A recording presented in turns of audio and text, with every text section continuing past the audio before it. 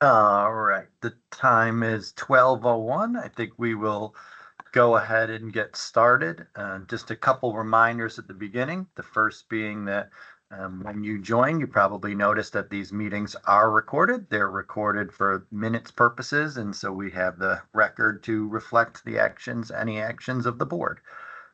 And for conference call purposes, please mute your line if you're not speaking.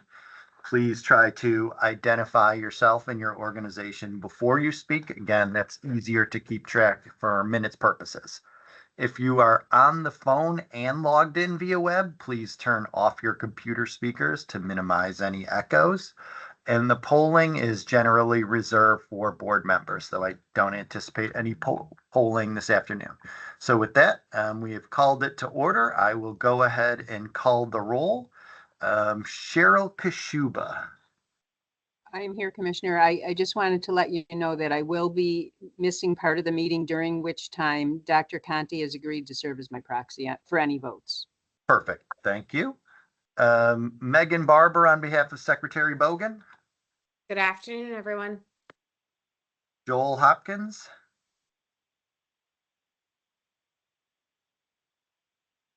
Joel, are you on? Don't see him don't see him listed right now. So we'll circle back. Antoinette Kraus. Here, good afternoon. Amy Lowenstein.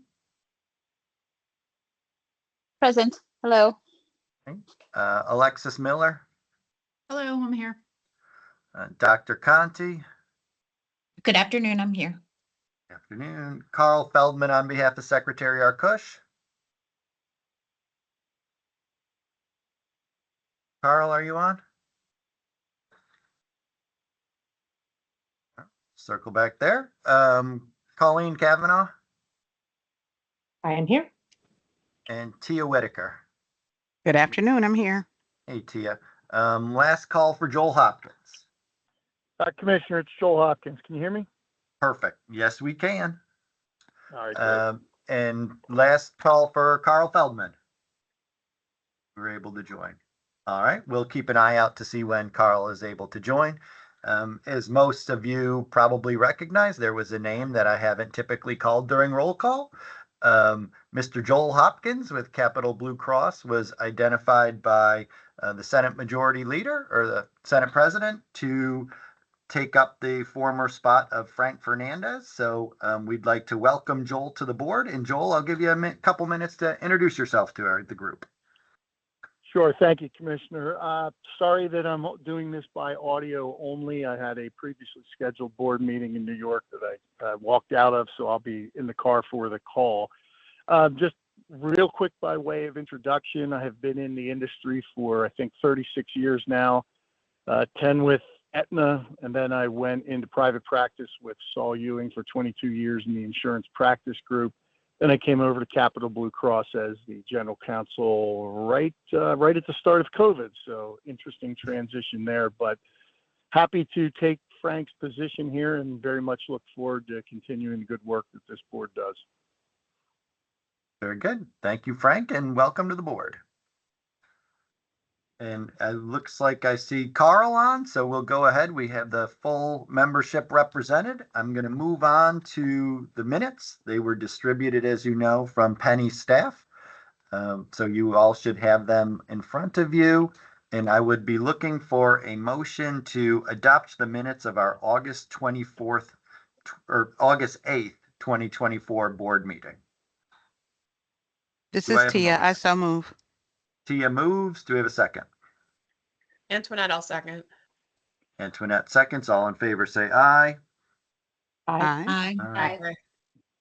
Any opposed, same sign. Hearing none, motion carries unanimously. At this point, And Commissioner, this is Joel Hopkins. I'll abstain, obviously, because of my new position. Sure. Yep. Joel was not here and abstains from the vote to approve the minutes. At this point in the agenda, we typically open it up for public participation as required by the Sunshine Act. And to ensure the orderly progress of the meeting, all comments we ask be directed to me, the chair, and should be limited to no more than 3 minutes. Questions asked of the chair or the board as part of the public comment may or may not be addressed at this meeting. So with that, I will open it up for any public comment.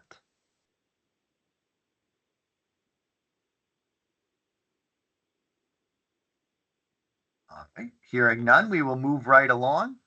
Devin, I think the first agenda item kicks it back to you to talk about our board meeting proposed calendar for next year.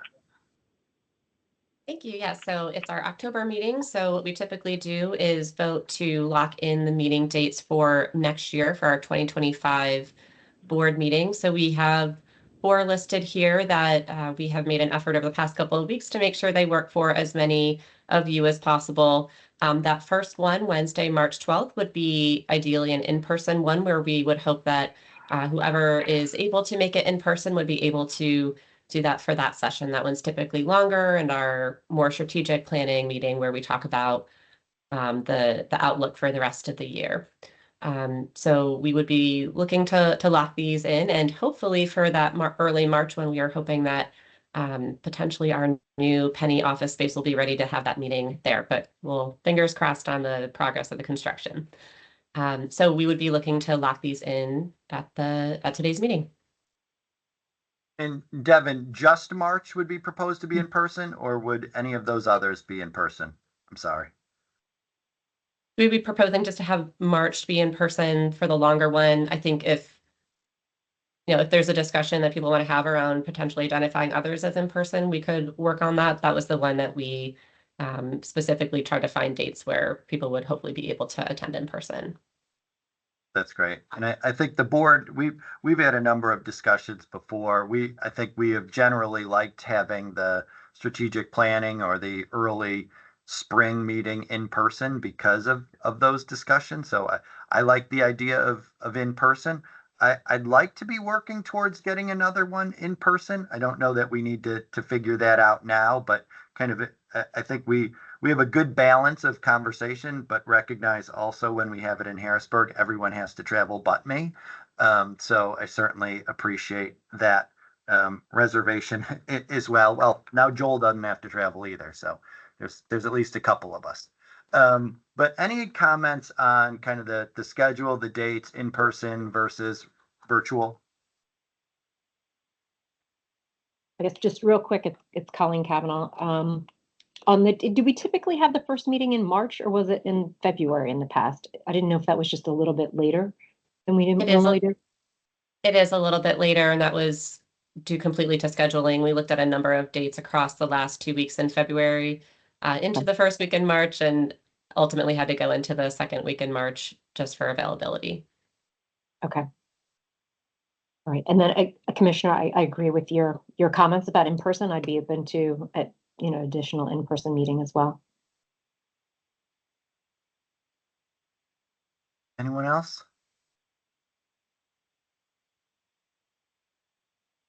So Devin, how about let's look at what maybe August or October in person, whether it's reasonable, but otherwise, I think from the board perspective, I'll look for a motion to adopt the proposed meeting dates and to delegate authority to Devin to sunshine those dates in according with the Sunshine Act.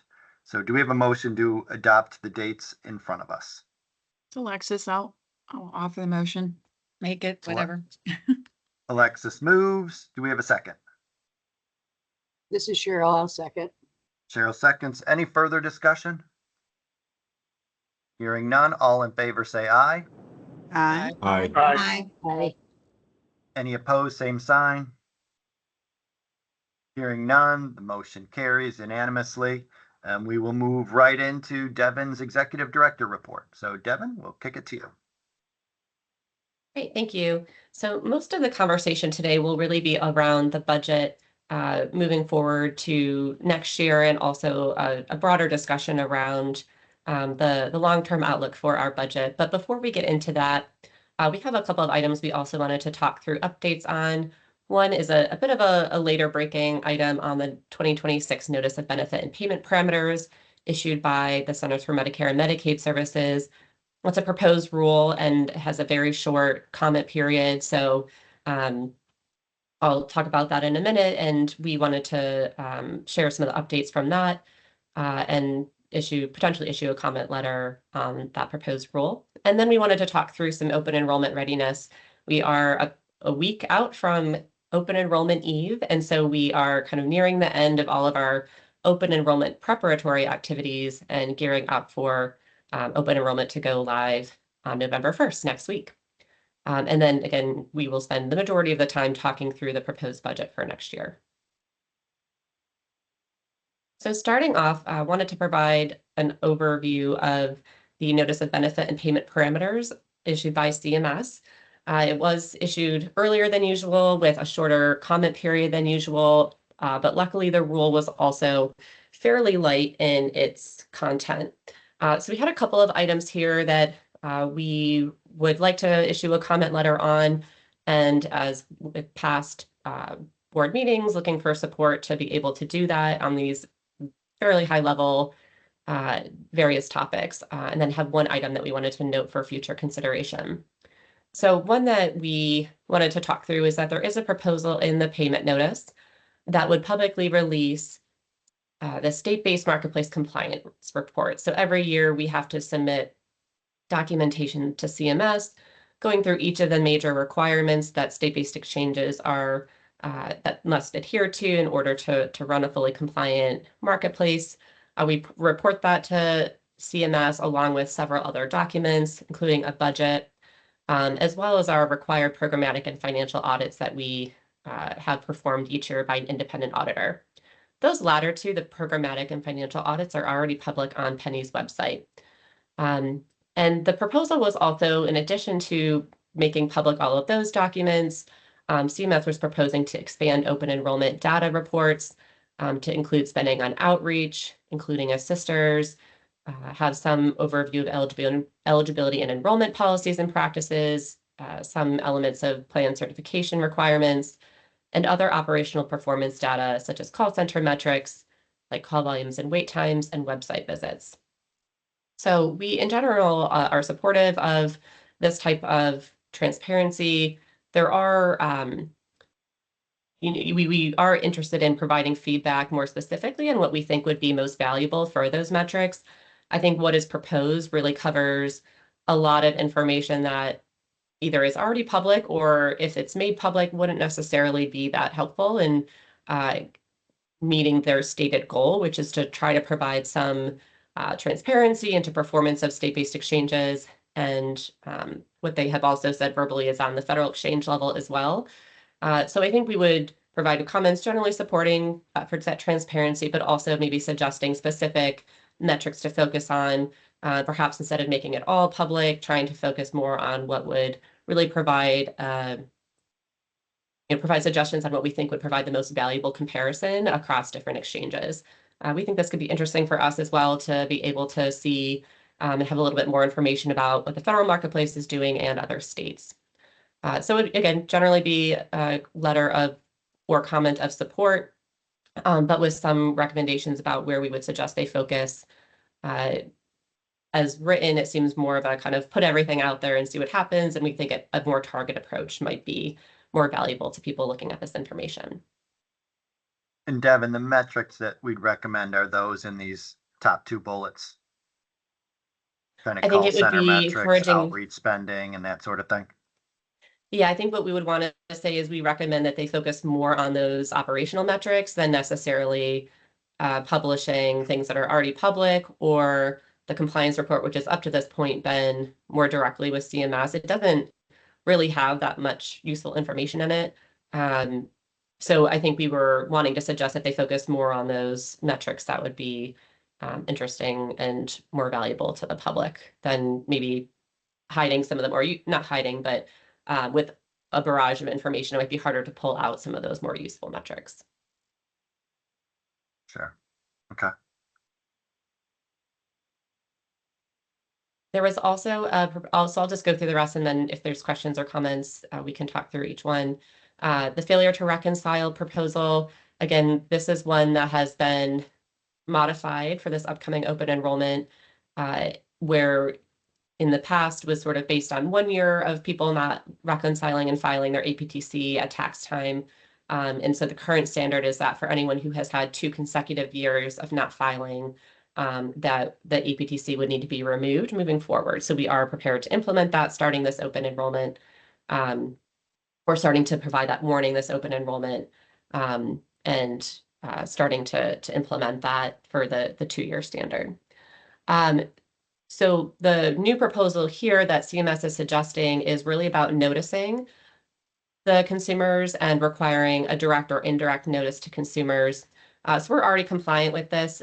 The language in the rule was a little confusing, so we were also going to plan to ask for clarification on the direct notices.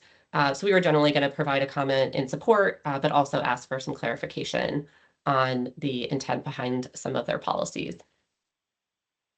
There were 2 others that we were just going to mention that we broadly support. One is for an option for insurance companies. So this would not be an exchange requirement, but an option for insurance companies to adopt a fixed dollar payment threshold of $5 or less for issuers to not be required to trigger a grace period or terminate enrollment for customers. So we would propose to comment this as in support as an option for insurers to benefit the consumer.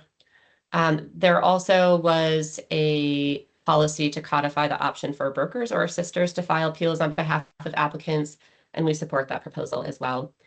So if the first 2, I think, were ones that we were, wanted to have more substantive comment on or questions on, and then we were just going to comment on those additional proposals that we support them. I did also want to note that in the proposed rule, there was a lot of discussion around federal rules for the federal exchange regarding program integrity and actions to respond to agents or brokers' potential fraud or inappropriate behavior.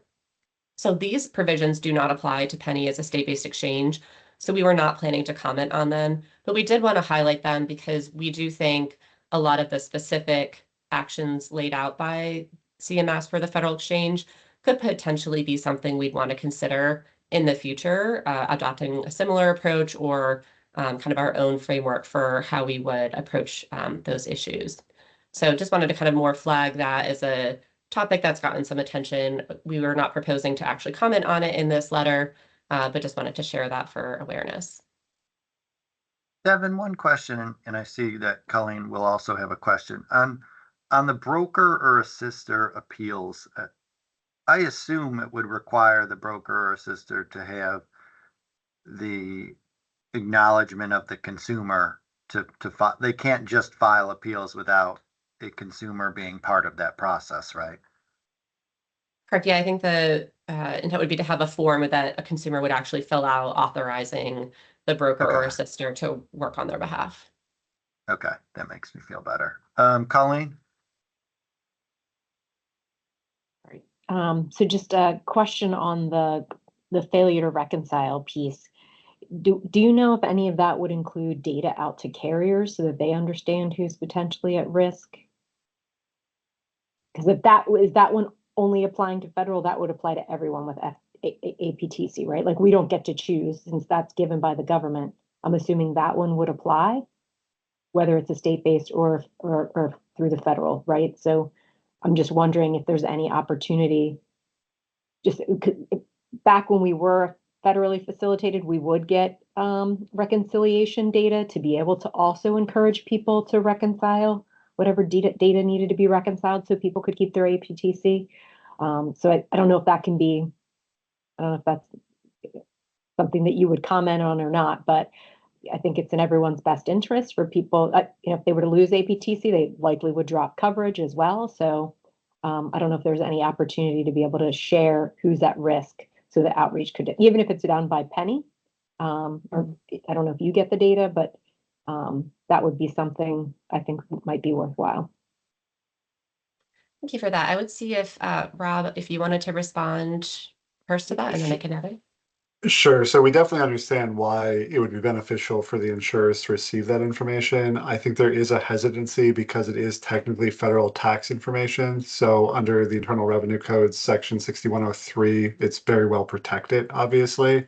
How we've been approaching it with FTR specifically, we don't actually get a specific data file that shows us by name the households that have been impacted by this.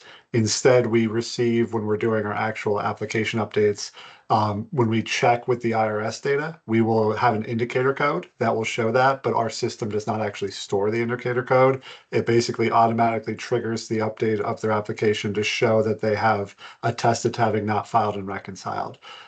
So we don't have an easy way to actually pull this report because, again, it is what's considered FTI or federal tax information.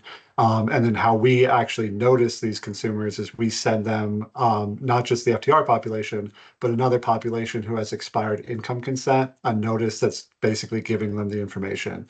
If CMS were to update this rule and actually mandate that there was the requirement for direct notice to be sent, at that point, we would probably have to store this data because there'd be no other feasible way for us to actually generate this type of direct notice, which includes that FTI. But as it's currently contemplated, it does not look like we would be able to easily pull that type of report to send to the insurers. Yes, that's 100% correct. Thank you, Rob. Under the law, we really cannot share any FTI, and there are a lot of restrictions as to who even has access to that information. Okay, thank you. Back, before when we were under the federal exchange, and it may not have been the tax filing piece of it, but it definitely was APTC reconciliation issues. The federal government did share and actually had an expectation that carriers would do outreach. So, okay, thank you. Any other questions for Devin on the NBPP? This is Devin? Amy. Go, Sorry, Amy. I Okay. totally couldn't. Something changed in my teams. I couldn't find my hand raiser. I'll look for that later. So it's Amy from the PHLP. I just wanted to circle back to the transparency piece. I wasn't really understanding why we would oppose some aspects of that. So I think we wouldn't necessarily be opposing, but more suggesting where to focus the effort there. I would say, for example, the compliance report that we provide doesn't really have a lot of comparable information. It basically says, yes, we comply with, these 20 provisions that we need to. I would say sometimes there are specific approaches or specific issues. I don't think we've had much of those that are included in that report. And I think especially with the proposal to have those posted from 2023 on, I think sometimes there's like wording or other things using that was not intended to be public. Sometimes you just explain things more or provide more background on pieces. So I think, some of that I think would perhaps not be that useful if those documents were not intended to be public and don't have the necessary context around them to really explain different pieces. Again, I don't think that impacts us as much. I think what we were more intending to do is just to say, we support it in general, and we think the most valuable information would be kind of more of those performance related metrics. Not necessarily to oppose the others, but just to encourage maybe focusing on, what we think maybe would be the most effective way to show performance across exchanges. I think as proposed, I think there's a lot of information, and it would perhaps actually be harder for people to make the comparison that it seems like they're intending to have made across exchanges. Okay, that's helpful. Yeah, I guess if it's not opposing, that makes sense. If it's just like, these are the things that we think are the most valuable to focus on, I think that we should support transparency. And there are researchers and others and advocates who, for them, the data really is helpful. And, they will ask for context often. So I think that making sure, I think that I think we as Pennie should be in favor of transparency and not opposing it, basically. That's all. Yeah, thank you. And that's certainly our intent, is to not oppose the policy, but just to say, here's it, especially if they're having conversations or if they're getting feedback around if there is opposition or from anywhere else, or just if they're looking at it, how to focus, because they did ask for comments on like what people would think would be most helpful. So I think we were just going to provide our perspectives on that of sort of as a state-based exchange, what types of things would we think would be interesting to look at across exchanges as we look at our operations. So it's not proposed as unopposed at all.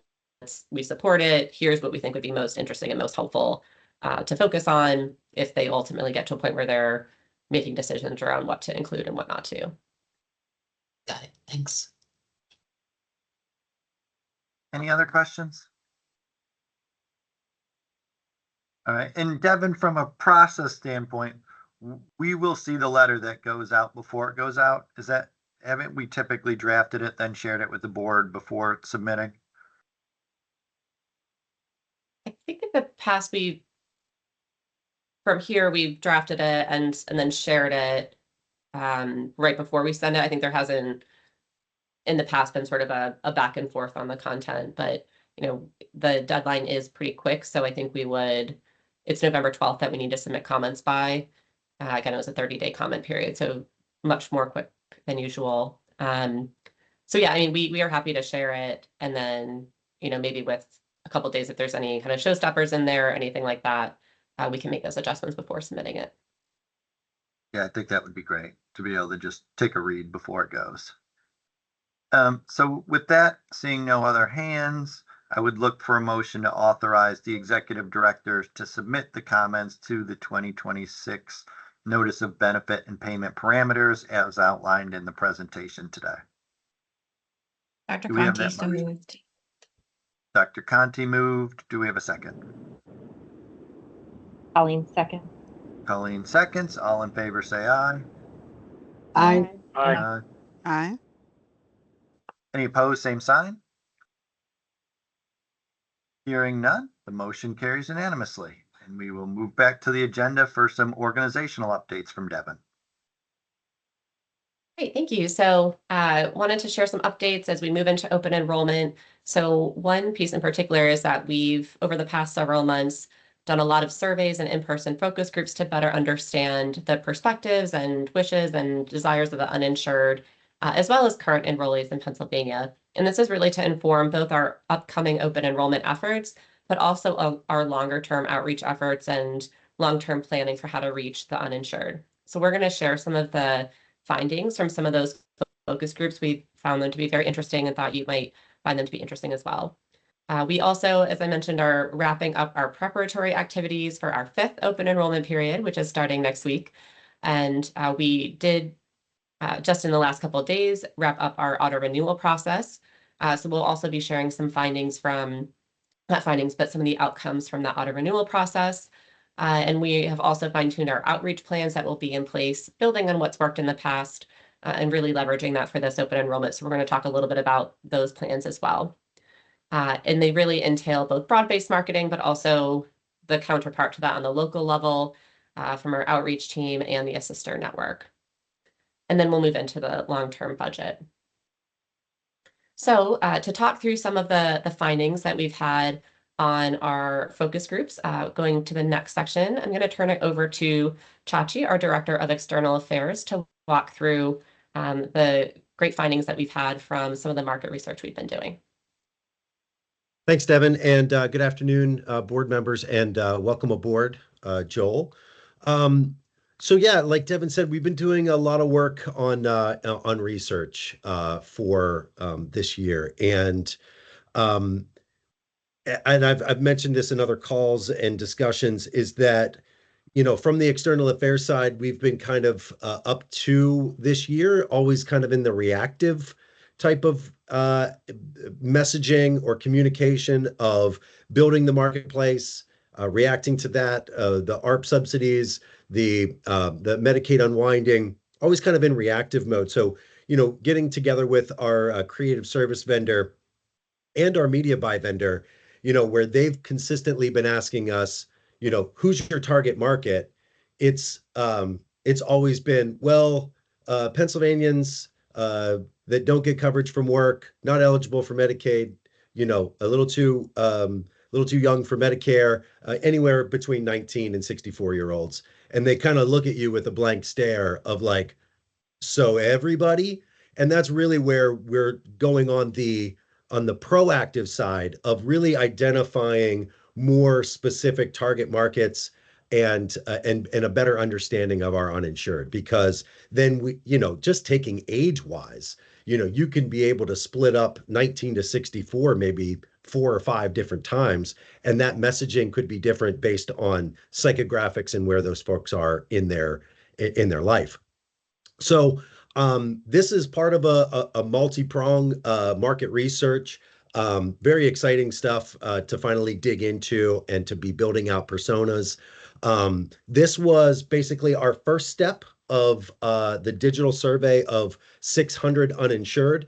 We also have done some message testing, and we've done some in-person focus groups. So this is just one study that I want to go through, but it really shined a light on opportunities for us moving forward, both in advertising and an outreach side of what we do. So this methodology has been up here, as you can see, a good splatter across Pennsylvania, but predominantly in those urban areas, but obviously wanted to get more rural as well. You can see the key profiles here, and you'll see sort of highlights as I go through of, if we could just jump to the next slide. So you can see in the darker purple ovals there, that is everybody combined. And then there's some certain demo highlights of where there may have been a little bit of a discrepancy, or the numbers skewed a little differently toward that demo. So this one right here is what the uninsured either expect or want from their coverage. So right off the bat, 80%, vast majority, are concerned about medical debt and, a financial crisis that could come from an injury or an illness, but only half have had coverage before. So this is a little bit of an insight of what they would expect from their health coverage or from purchasing health coverage. And then from here, I just wanted to highlight, cost is clearly, number one, with also savings at the doctor, meaning, either free preventative services or, low copays. And then the clear expectations of what they're purchasing. And then down the line but those top 3 right there were, above and beyond everything else. And then you can see, where the low monthly costs really ranks with African Americans, where savings at the doctors really ranks with rural, and also gig workers. Just to define that for everyone, gig worker being either a part-time employee, or a driver for Uber, or a graphic designer that's only working a little bit on the side. So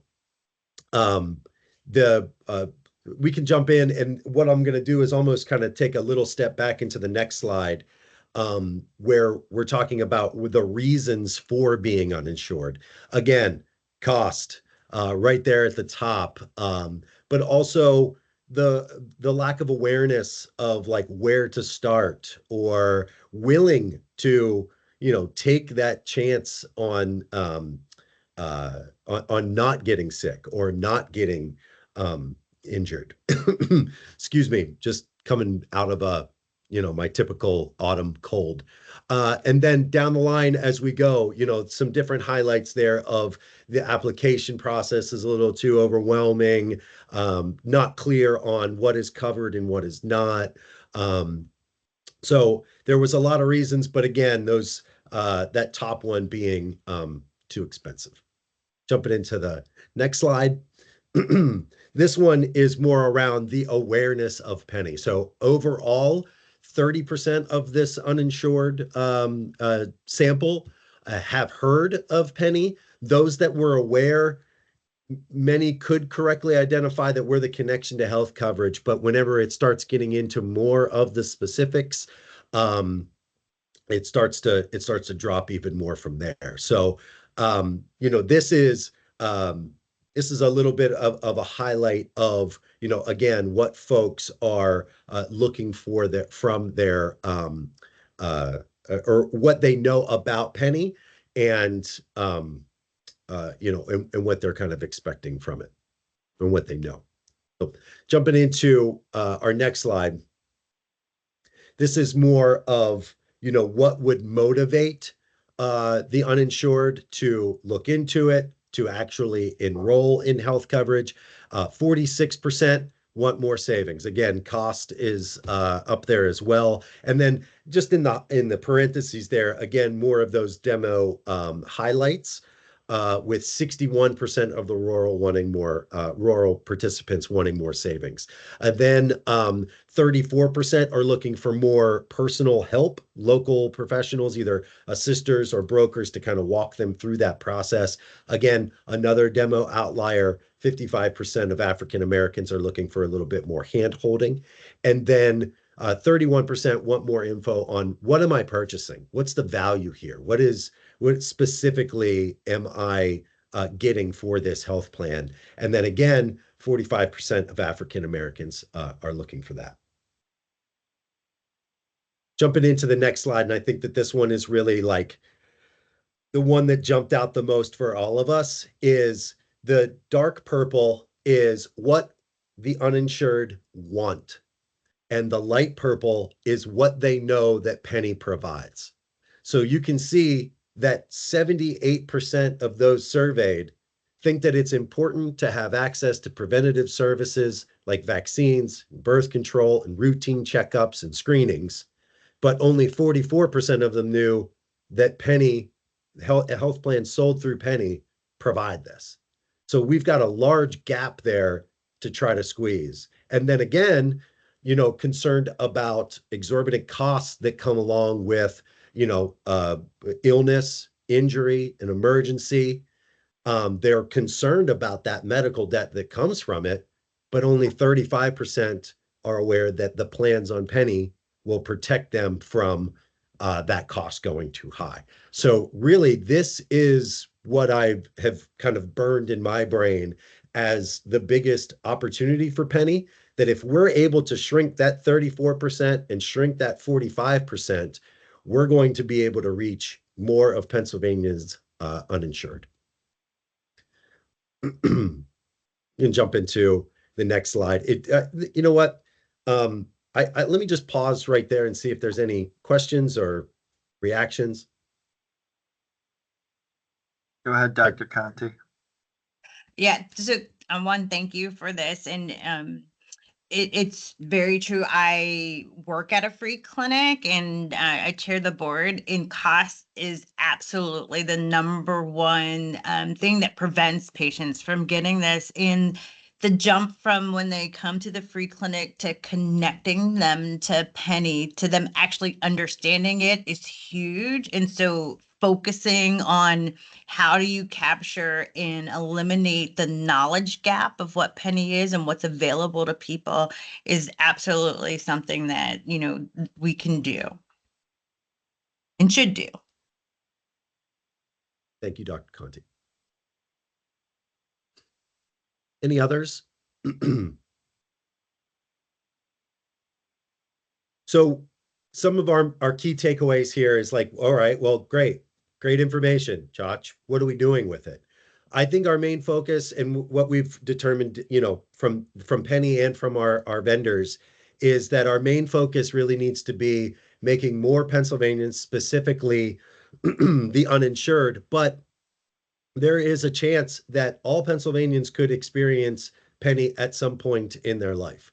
And we want to really raise the general awareness of Pennie so that folks understand where Pennie falls in line in the overall health coverage landscape in Pennsylvania, what role we fit, and then also, the services that Pennie provides and what we've identified that consumers overwhelmingly want.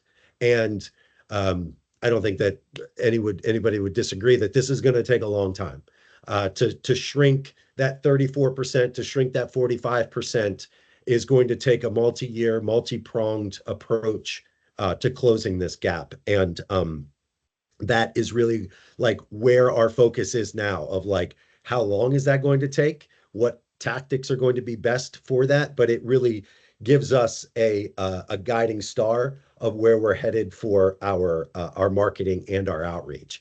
And then second to that is make more Pennsylvanians aware of the infrastructure within Pennie that is there, free to them, no cost to the consumer, that there is help available and it will not cost you anything. We'll take you from absolutely knowing nothing about health coverage to being covered and understanding what you just purchased. So emphasizing more of the assisters and brokers that are in one's neighborhood. And what that effort looks like is recruiting more assisters, recruiting more brokers, and ensure that that help is not too far from home, and making sure that those helpers are as informed as possible. And then throughout that customer journey of just learning about Pennie, getting into the website, getting into the application, that it is highlighted throughout that are you stuck? Do you need help? And making sure that they know that there's free help all along that customer journey. Yeah, Chachi, I think a lot of good material, a lot of good information here. One of the roles at the NAIC, on the consumer liaison committee, what I hear a lot from consumer advocates is the need to make sure that consumer material is written at grade levels that are closer to sixth grade. I'm wondering if there's anything that we've done kind of in that space to look at the reading level of the material that we provide. Yeah, we have this year was actually we had a couple different projects in external affairs, one of which was this feedback loops type of effort, and the other was setting up a plain language review process. So that plain language review process really is setting a glossary of terms but not just the terms, but designs or icons that are consistently seen throughout the customer journey. So if we're talking about, say, financial savings for one, we're always calling it financial savings or financial savings in the form of tax credits. And you're always kind of seeing the same either dollar symbol or something along the lines, because plain language isn't necessarily just grade level.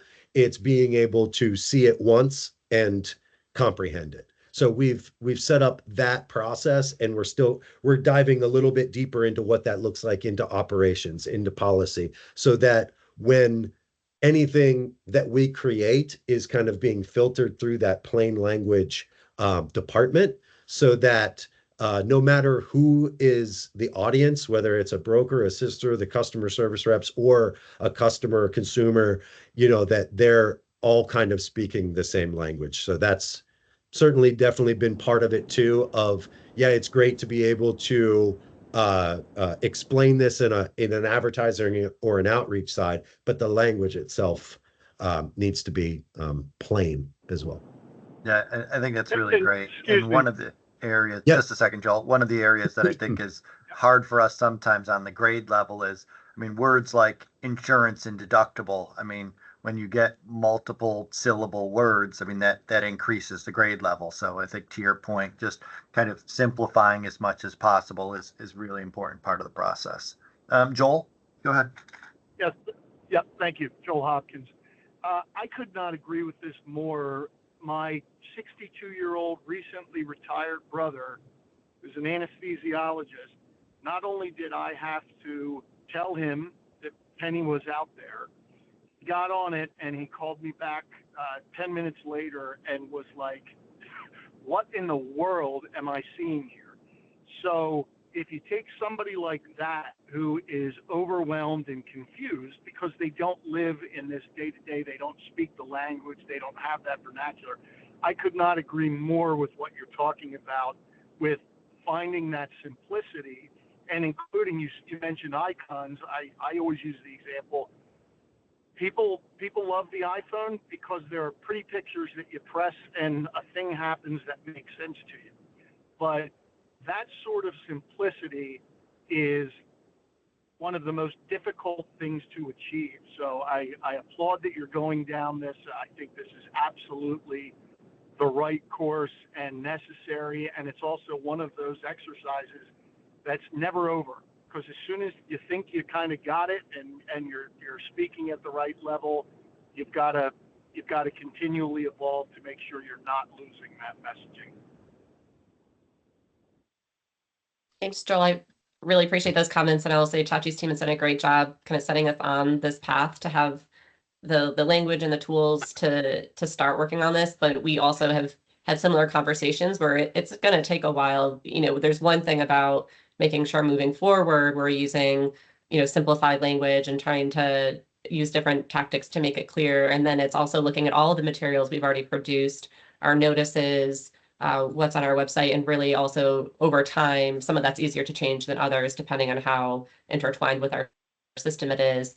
Really kind of systematically going through and trying to expand that to more and more of our materials. And it will take time, and it's almost a never done type approach. But yeah, that's really resonated with a lot of the conversations we've had internally as well.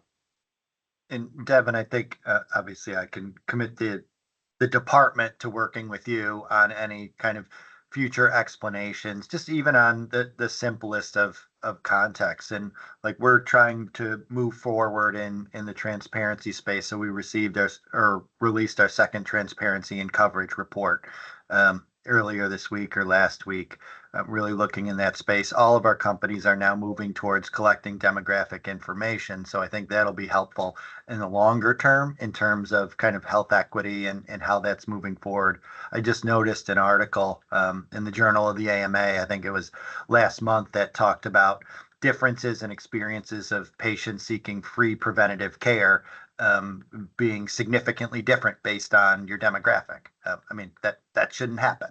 I mean, the preventative care benefits should be available at no cost. So I think to Chachi's point, there is more information and more that we can do to explain what benefits are available at the simplest levels, kind of collectively as we move forward, which I think is going to be a big effort of this group. And certainly PID would glad to work with you on it. Tia. Thanks, Commissioner. Thank you, Chachi, for the work that you and your team did on this. And thank you for laying it out for the broader general audience. This just solidifies the voice of the consumer. All of the information that you presented has been echoed year after year since the beginning of the ACA. And it's good to see that it has been documented by Pennie and you have a platform and a foundation to move forward. These are things that sisters and consumers have been saying for many, many years. So thank you for your hard work on this. Thanks, Tia. Other questions, comments for Chachi? Or Chachi, is there a new slide to move into? I have a couple more slides, and it's more just next steps. Okay. I will say to Joel, your point about I think you said it was your brother-in-law. We did 2 groups of 10 uninsured for a focus group in Philadelphia, and you know, education-wise, really spanned the gamut. So those that didn't finish high school, and then the one guy that was had a master's degree. I mean, he was in the focus group. He's going, I have a master's degree and I don't understand. You know, he's angry about it. You know, like, why can't I figure this out? This is, you know, and you take an anesthesiologist, a master's degree, and they're going, this is still confusing. We've got this is our effort, is to be able to make this understandable and raise awareness. So really just kind of like other additional market research that we've done is doing more of a message test. So yeah, it does feel like we're kind of preaching to the choir a little bit there of like cost being the major obstacle, but there was others there that were like, you know, few that were aware of the services that Pennie offers, and the lack of familiarity with Pennie undermines our credibility that we can, you know, provide this service, or we can provide free services, or that the health coverage that we provide is of high quality and has those financial protections. So, and we were also determining, you know, where folks get their news, because that's going to help kind of inform that customer persona so that we're able to reach them with the right message of where they consume their media. The other, I mentioned the in-person focus group. There's just a couple highlights that we wanted to pull out of that. You know, the more complicated the process, the less likely that they're going to continue down that process of enrolling. More than half did hear of Pennie, but again, not connecting exactly what Pennie is. And comparing the plans is not necessarily apples to apples. So there was a lot of great discussion in there of what they would, you know, kind of prefer in like a shopping experience that we can kind of pull out and use for more research or for more action items on our side. And then so those are, you know, the digital message or the digital message testing and the in-person focus group. Those were with uninsured. We also surveyed our Pennie customers, those that were enrolled and those that went all the way down the process, submitted an application, understood what kind of tax credits they were eligible for, and stopped. So there's enrolled customers and those that were one step away from choosing a plan and being enrolled. And we were trying to understand what's their level of health literacy. And you know, a vast majority that made it that far, either enrolled or with understanding what they're eligible for, still kind of understood health coverage.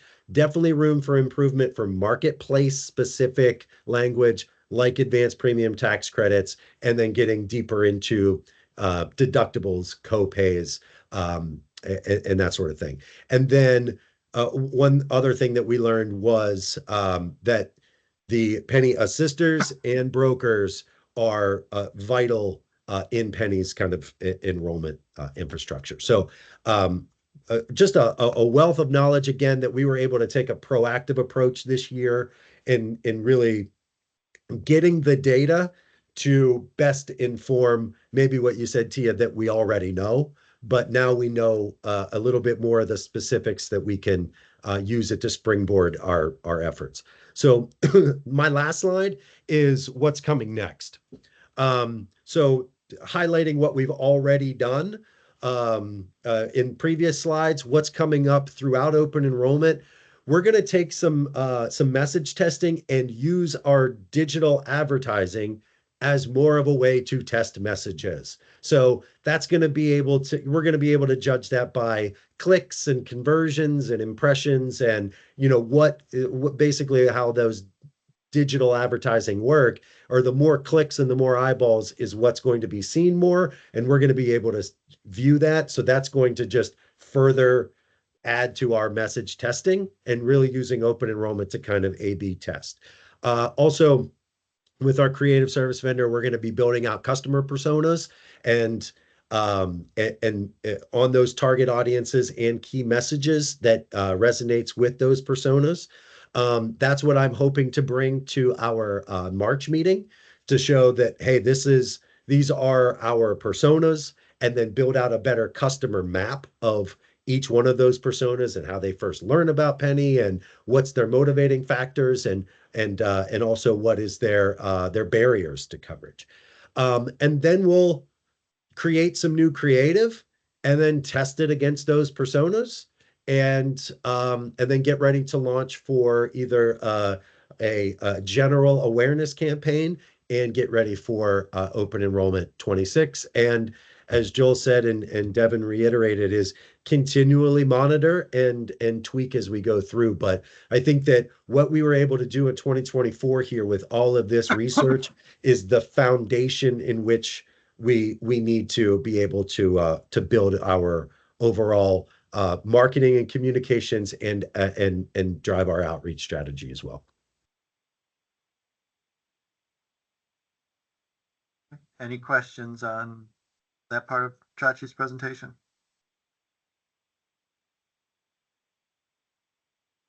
No? Okay, Chachi, keep going. I'm going to pause for a second, but I'll be back. We will pause for a second. Devin, did you have anything that you wanted to add in terms of the next steps? Nope, and I think actually as we go into the next couple slides, those are back to me, and then Chachi will pick up in a couple minutes. So we also just wanted to do a quick check-in on where we are with open enrollment preparation. So this is the familiar chart that we typically use to outline all the activities. We are moving right along. So nothing of major note to mention here, just besides that we are, as I said, a week out and just wrapping up all of our activities to make sure that we are set. And part of that is, again, refining our open enrollment strategy and also auto renewals. So on the next slide, and this is one that we shared as a preview in August. So just reiterating some of the key points here is, we're always simultaneously focusing on retention, which is keeping the consumers that we have, making sure that the auto renewal process is smooth, and that we are communicating any actions that need to be taken to keep coverage or the financial savings. And then simultaneously also focusing on growth and really trying to reach into the uninsured, finding and communicating call to action messages, and through our outreach approach, which we'll talk about a little bit more in a couple of slides. We did want to mention that there were two new pieces for this open enrollment, which we've talked about a little bit before. One is that failure to reconcile implementation that I mentioned.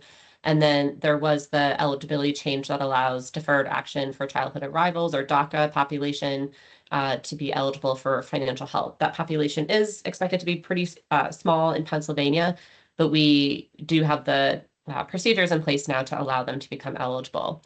I will note there is some court action on this, so we are also awaiting any updates through that, and we'll respond accordingly. But on the next slide, wanted to talk through some of the key outcomes from our auto renewal process. One benefit of having this meeting a little bit later in October than last year is that we have all the results from our auto renewal. So we wanted to share those here. So we did renew 97.5% of current enrollees. So that's consistent with previous years. And that puts us at about 426,000 individuals who will be automatically renewed for 2025, and sort of our starting point for open enrollment. And that reflects 19% more enrollees than the beginning of open enrollment last year. And that, it encompasses the significant growth we had during open enrollment last year, and then the continued enrollments we've seen throughout the year from primarily Medicaid unwinding that went through the end of June, and then continued Medicaid churn and enrollments we've gotten as people have been found ineligible for Medicaid through the normal redetermination process. So we are, again, at a very high water point for us, and looking in a very strong position going into this open enrollment, and hoping to add more to that through outreach to the uninsured. We did, if you recall, last year was the first year we implemented a new policy where if people could have the same, or basically essentially a $0 premium at a silver level and the same plan type, that we would automatically re-enroll them into silver instead of bronze. So last year that was about 400 folks that we were able to do that for. This year it's about double, and we have about 1,000 people impacted by that. So just kind of tracking that policy as we move year to year. There are a few places where we are really going to focus our outreach and just want to monitor more. So I did want to call out that in rating area 2 and rating area 5, there were some changes to the second lowest cost silver plan that have changed the amount of advanced premium tax credit that people in those current enrollees in those rating areas are receiving. And so because the second lowest cost silver plan is lower this year than it was last year, their corresponding APTC is also lower. So what that looks like to consumers in these two rating areas is to stay in the same plan, they will see an increase in net premiums. Many of them will see an increase in net premiums. This is more significant in rating area 2, relatively small enrollment in that rating area of about 2,000, but the impact is very significant, about 170% net premium increase. So very, very high increases for that population, and we're planning some special outreach to them to make sure that they know in order to that they have options, and they should come in open enrollment and look at what other options they have. The other larger impact we see from the second lowest cost silver plan changes is in rating area 5. The counties are listed here Jefferson, Clearfield, Cambria, Blair, Huntington, Bedford, and Somerset. That's a slightly lower impact, but still 60%, which is higher than we typically see. And that is a larger population, about 17,000 enrollees. So just wanted to highlight, we will be doing additional outreach to these individuals. And I think any efforts of assisters, brokers, insurers, others who interact with consumers, and just make sure that they know that there are other options. Would rather have someone change, find a different plan than disenroll completely and go uncovered in 2025. So did want to highlight that group as one that we will be doing extra outreach to, and we'll be monitoring throughout open enrollment. Devin, do we have any way to like identify whether they're going in to check their plan or not going in to check their plan? So maybe we can do additional outreach to people that haven't gone on to look at what other options may be available. Yeah, we are planning to every 2 who has come in and taken action on their application and enrollment or potentially disenrolled, and from there see what the movement is. If we're seeing a lot of people act and change plans, that would obviously be the ideal activity that we would see. If we're seeing that lag, on that biweekly checkpoint on that data, then that would spur us to do additional outreach. Because almost everyone is auto renewed. That's, I don't know that that's great, but without going in to look at options, if they do nothing, then they won't necessarily realize until you're into January and their page or their deduction was substantially higher than it was the prior year. Is that how you would find out if you do nothing? Yes, and that is part of the concern. Some of the individuals in this group are going from single digit premiums to $100, multiple hundreds of dollars premiums. So for those that have automatic payments set up with insurers, that could be quite a shock and maybe a problematic one when you're talking about hundreds of dollars kind of showing up on a credit card or an account that's unexpected. So yeah, it kind of depends on, I guess, insurer billing cycles, but we would expect them to have that January premium hit, December into January, depending on the different cycles of the carriers. Have we ever thought of like special enrollment periods for certain areas like these that had a new entrant come into the market that really shook up the second lowest silver plan? Like for somebody in that instance, Devin, where they don't realize until it hits their pocketbook. I think Pennie should work with them to see what other options they may have available. And I guess is that a possibility today? Yeah, it would be a possibility. I think we could potentially read that into the exceptional circumstances SEP, where, if someone comes in and says, I've been enrolled this whole time, I didn't realize about the premium increase that hit in January, just is not financially possible for me, but I want to stay enrolled, and being able to find someone a different plan at that point. I think we would certainly want to be able to help consumers, especially with some of these larger increases in that way.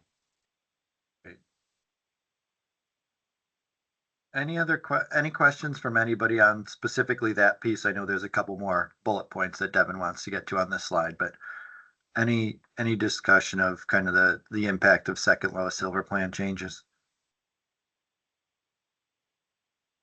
Okay, seeing none, Devin, I think. Sorry. Somebody. It's Go ahead, Colleen. Colleen.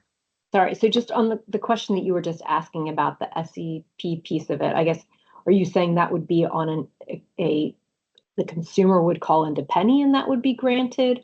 Or I guess I just would want to understand if we were to do something like that, how that would be handled and implemented. I think when the SEP has been used for things like this in the past, I've seen it be more of the people call in and say, I didn't realize, is there anything that can be done? I want to stay enrolled, but I can't go from $10 to $400 for my premium. And at that point, kind of work with that consumer to help them look through their options.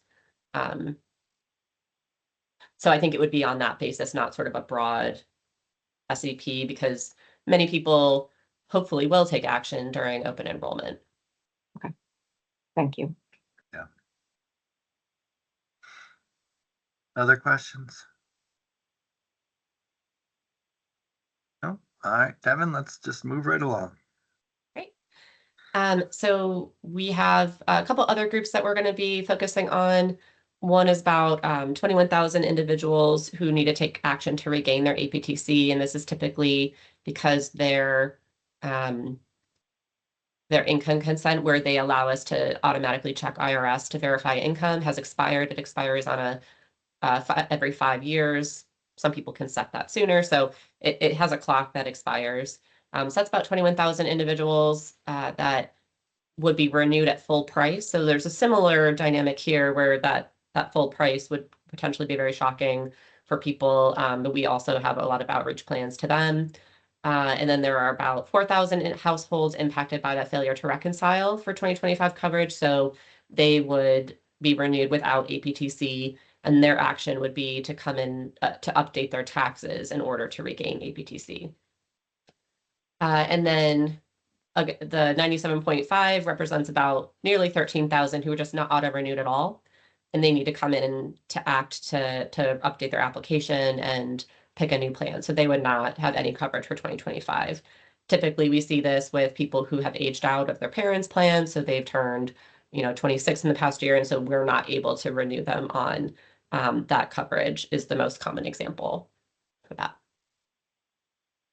And those are, Devin? I was going to say, those are relatively similar to the sizes that we've seen in past years. So, we've managed that similarly. So not expecting to see necessarily more of an impact from that, except for the failure to reconcile one, which is new this year. And then the rating area one, again, those are higher than what we've typically seen. So that's why we flag that as a focus area as well. Devin, is the 21,000 individuals is for the 5-year approval? Is there a reason it's at 5 years? Like, is that a federal requirement?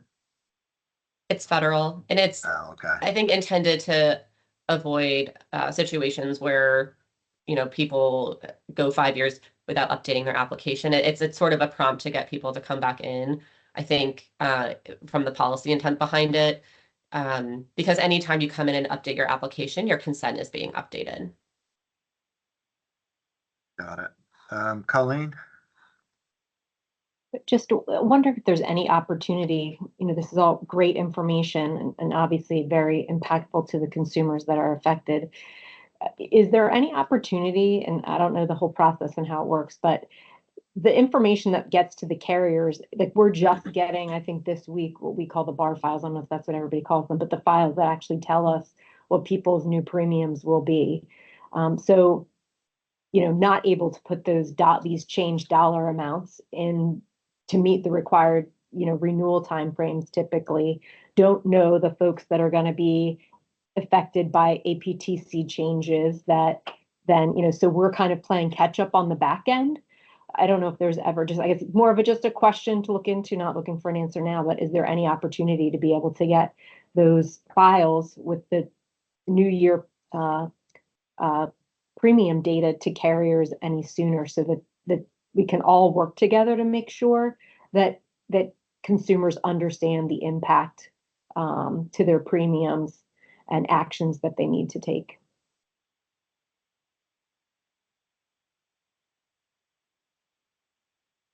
I think we could look at that. I know it's pretty condensed as it is with rates being finalized and then all the processes we have to run on our side because we do a prep run and then a final run. But I think we could look at the timelines there to see if there's any, just hearing the request to see if there's any ability to get that to carriers earlier. Thank you.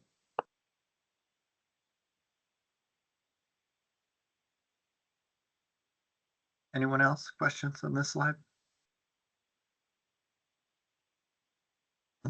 Turn it back to you, Devin. All right. So now we're going to go through a couple of the key open enrollment outreach efforts that we have in place. So I'm going to turn it back to Chachi. Thanks, Devin. So what are we doing with all of this all of this research and all of the surveys that we've done, and how are we going to be able to use that for this open enrollment? Because I did say that, we do need to better define those personas and those target markets, but we're definitely going to we're going into open enrollment. We need to be able to use some of those tactics now. So we're really applying what we've learned in the previous four open enrollments. So lessons learned, our survey results, some of our best practices, and going into this open enrollment with a fully integrated campaign that's paid, earned, owned media, as well as our ground game supporting those advertising efforts, and advertising efforts supporting our ground game. So, and then, helping out those overall OEP goals of growing the marketplace and retaining existing customers. So the External Affairs Department really we're focusing on the broad messaging for the general population, and then more targeted messages for our disproportionately uninsured. And I'll define that in the next slide.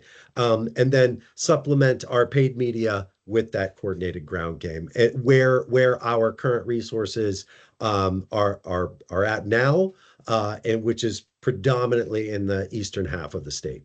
So we can jump to the next slide. What do I mean by disproportionately uninsured? I'm taking basically the top three, the largest populations that are disproportionately uninsured. That is young Pennsylvanians, African Americans, and Hispanic Latino. So, where are they most located? Eastern half of the state, Pittsburgh, some other pockets around the state as well. They are disproportionately uninsured because they're most likely not to have coverage through their employer and maybe making a little too much for Medicaid. The challenge here is that this is not a one size fits all approach for each of these demographics. So it's going to take a lot of effort for us to be able to make sure that we're using the right language. The motivating factors are, the biggest selling points, finding the media that they consume and their trusted voices, and then understanding the cultural or historical biases that they may bring with them. So we feel confident going into this open enrollment that we've worked with our vendors to have the right approach for to be able to reach these three populations.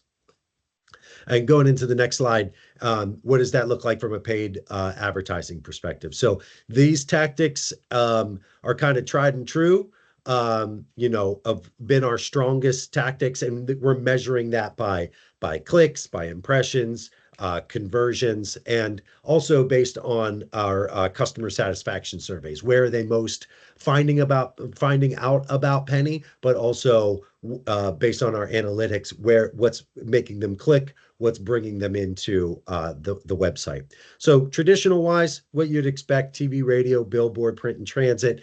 Digital, search and social, those are especially paid search is number one. How somebody comes to pennie.com from a paid advertising perspective.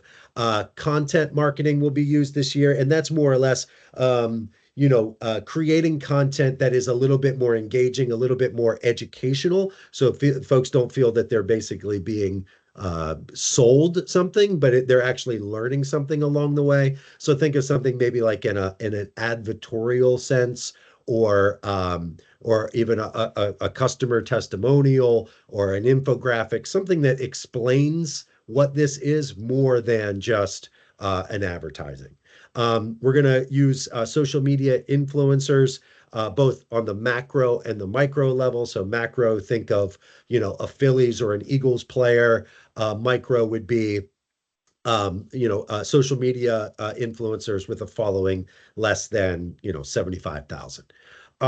But they're Pennsylvania focused or have a niche that appeals to our message. Streaming TV, the Hulus of the world, and also streaming audio. So on the lifestyle side, we're going to be sponsoring the Steelers and Eagles radio broadcast again. We'll be advertising at and participating in every day of the farm show. Very excited to be sponsoring the Sheep to Shawl event this year, which is big news for us. And then the Philadelphia Thanksgiving Day Parade, and then also having advertisements and connections with laundromats, salons, and barbershops. Next slide is more on our OEP messages. So again, leaning into you're worth protecting, but then also you're worth protecting is more of the right side of the brain, finding the value in what they're purchasing. They themselves are worth protecting, their health, their family, their wallet, the nest egg that they've built up. It's all worth protecting. And then the left side of the brain, the more rational side, is on the cost side. So what is the what is the cost that they could be looking at, or what is the average savings of a customer potentially in their shoes? So leaning again on high quality coverage, lowest costs, the fact that we've learned that there needs to be more emphasis on the fact that we provide free professional support, and then also a place where they can look at all the plans in one spot.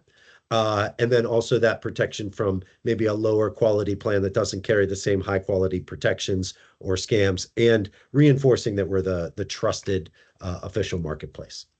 I see a hand up, but I'm not entirely sure. Oh, it's Colleen, sorry. You're Hey, go muted. ahead, Colleen. You muted Sorry. yourself. There you go. Yep.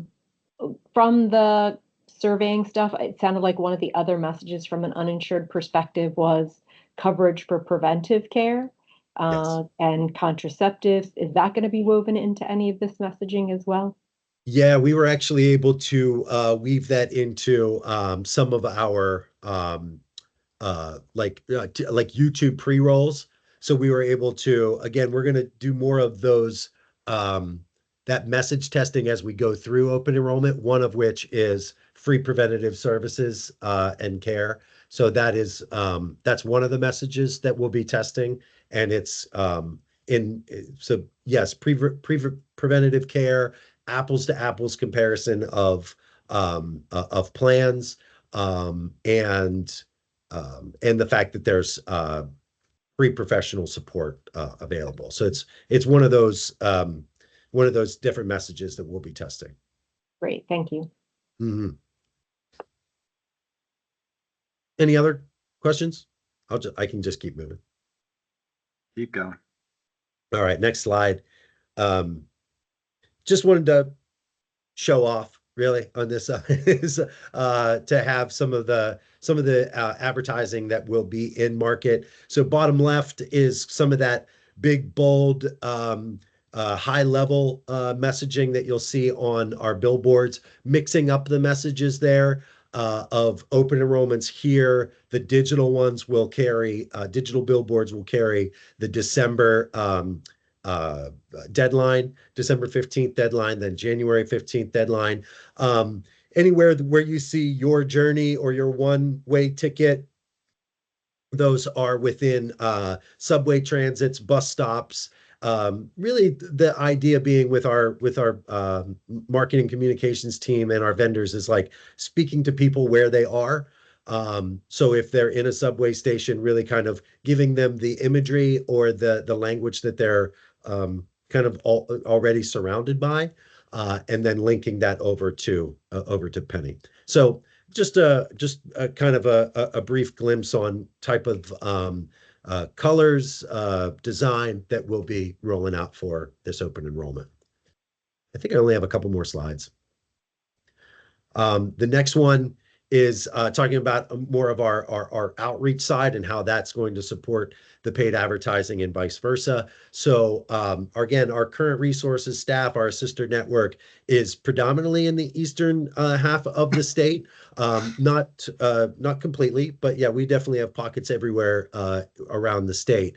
But focusing on our, open enrollment messaging, and in kind of incorporating that into our outreach efforts, having more of our paid advertising. If we're doing a subway takeover, having a table in and around near those that subway, those subway stations. So if folks are seeing the advertising as we go through November and going a little closer after Thanksgiving, that they're seeing the advertising. Oh, now there's a booth that I can actually go over and ask questions about. So being where the advertising is, and then also tabling throughout different Pennie sponsored events like the I'm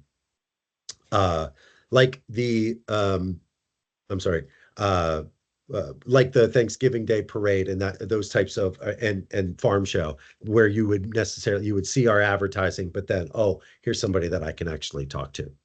And then really based on our lessons learned with our sister network is leaning into more of our static pop-ups and promoting a place where folks can just kind of walk in.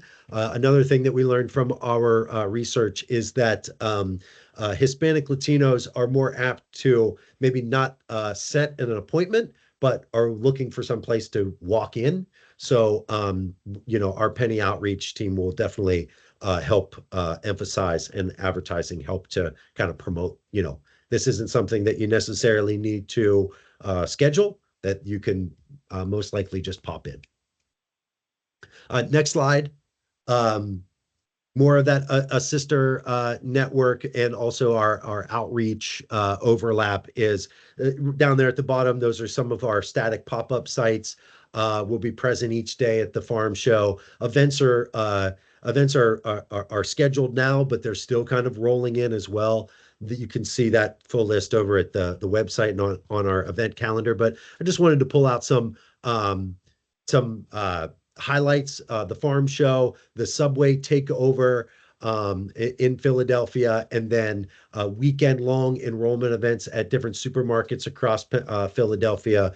These are all parts of our campaign in previous years that have yielded a lot of success. And then into the next slide is our internal Pennie outreach is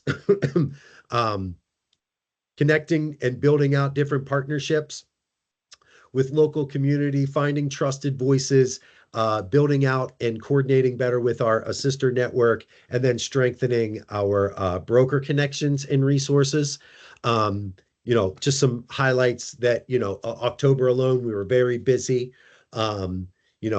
connecting with a variety of stakeholders, predominantly where folks are going to be thinking about health coverage and concerned about health coverage. And then consistently always trying to build out a network of our state agencies, building up our customers, like a CRM is basically our Rolodex of all of our connections, and keeping them engaged and making sure that they have our open enrollment toolkit.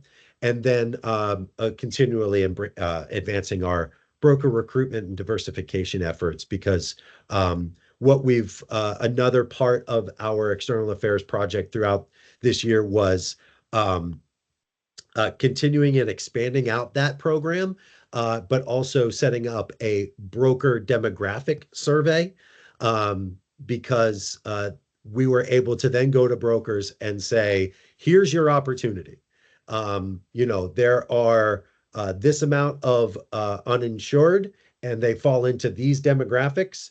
And if you yourself are looking for a business opportunity, or your agency is looking for a business opportunity, these uninsured are looking for help by somebody that either looks or speaks like them. So always continually trying to emphasize that with our broker community too. And I think that's it for me. If there's any questions, I'll take those now. Any questions on outreach for Chachi? No? Seeing none, I guess you're off the hook, Chachi. Devin, that rolls us into a budget update. Do folks want to take a quick break now, maybe 5 minutes before we go into the budget? Or maybe do you want to do the budget and then go take a break before executive session? Any preferences? Do people need a break yet? I'll note that the executive session is sort of part of the budget, so it kind of all ties together, but we could do it either. So now or never? I vote for a break then. Break. Okay. So we'll come back at 1:35. That gives us all 10 minutes to take a quick break, get a drink, do whatever you need to, and we will come back. So I'll see you all at 1:35. Thanks.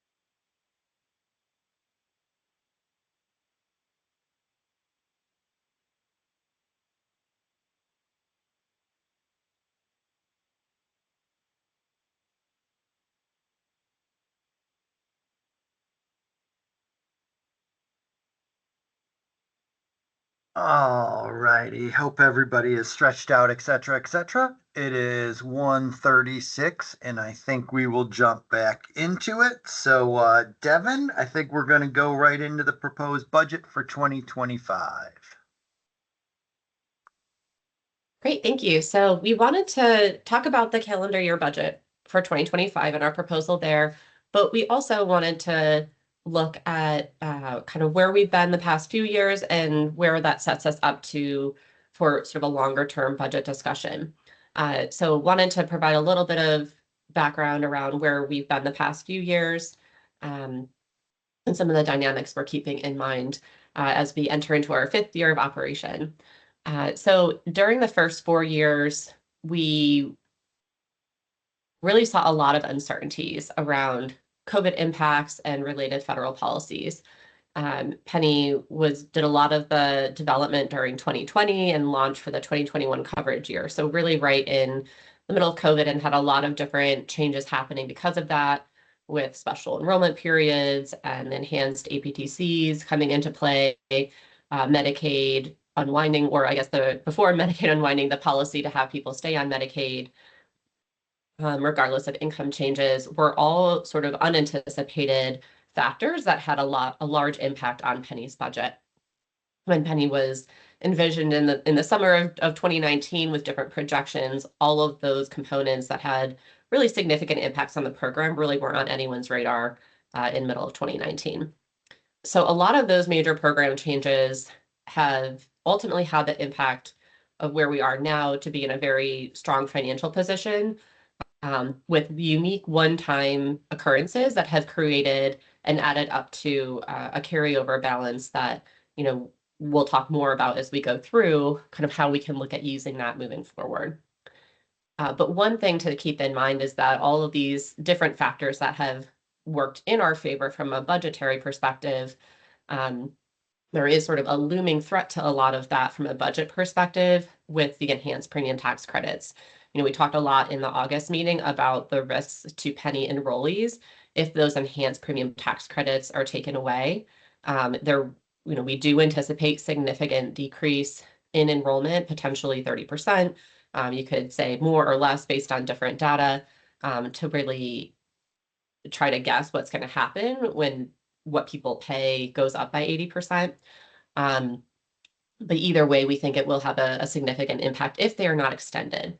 So again, that timeline is that they are currently in place through the end of 2025. So if they are not extended, we would start to see those impacts on enrollment, and therefore that would impact different parts of our budget starting in 2026. So we'll talk about that a little bit more, but do want to really highlight that our future financial position is highly dependent on yet another federal policy kind of being a very large factor in what we'll be able to do, what options we'll have, and how much carryover and or just in general money we'll have to do to make program improvements. However, on the ideal happy path, if they are extended, which was really what would be most beneficial for all of our enrollees, that would also likely keep in place some of the dynamics that we've seen so far, that have driven sort of the very strong financial position. And so we would want to, in that case, really look at taking that funding and reinvesting it in Pennie, and talking with you all about, how we can really use that to drive high value consumer and program improvements to respond to different barriers we've seen or heard. We talked a lot about earlier in this conversation around how to make sure, or how to help educate people more, and are there tools we could develop to really help people more intuitively understand health coverage and the different choices they have, especially with things like eligibility. So we'll talk all about that a little bit more as well.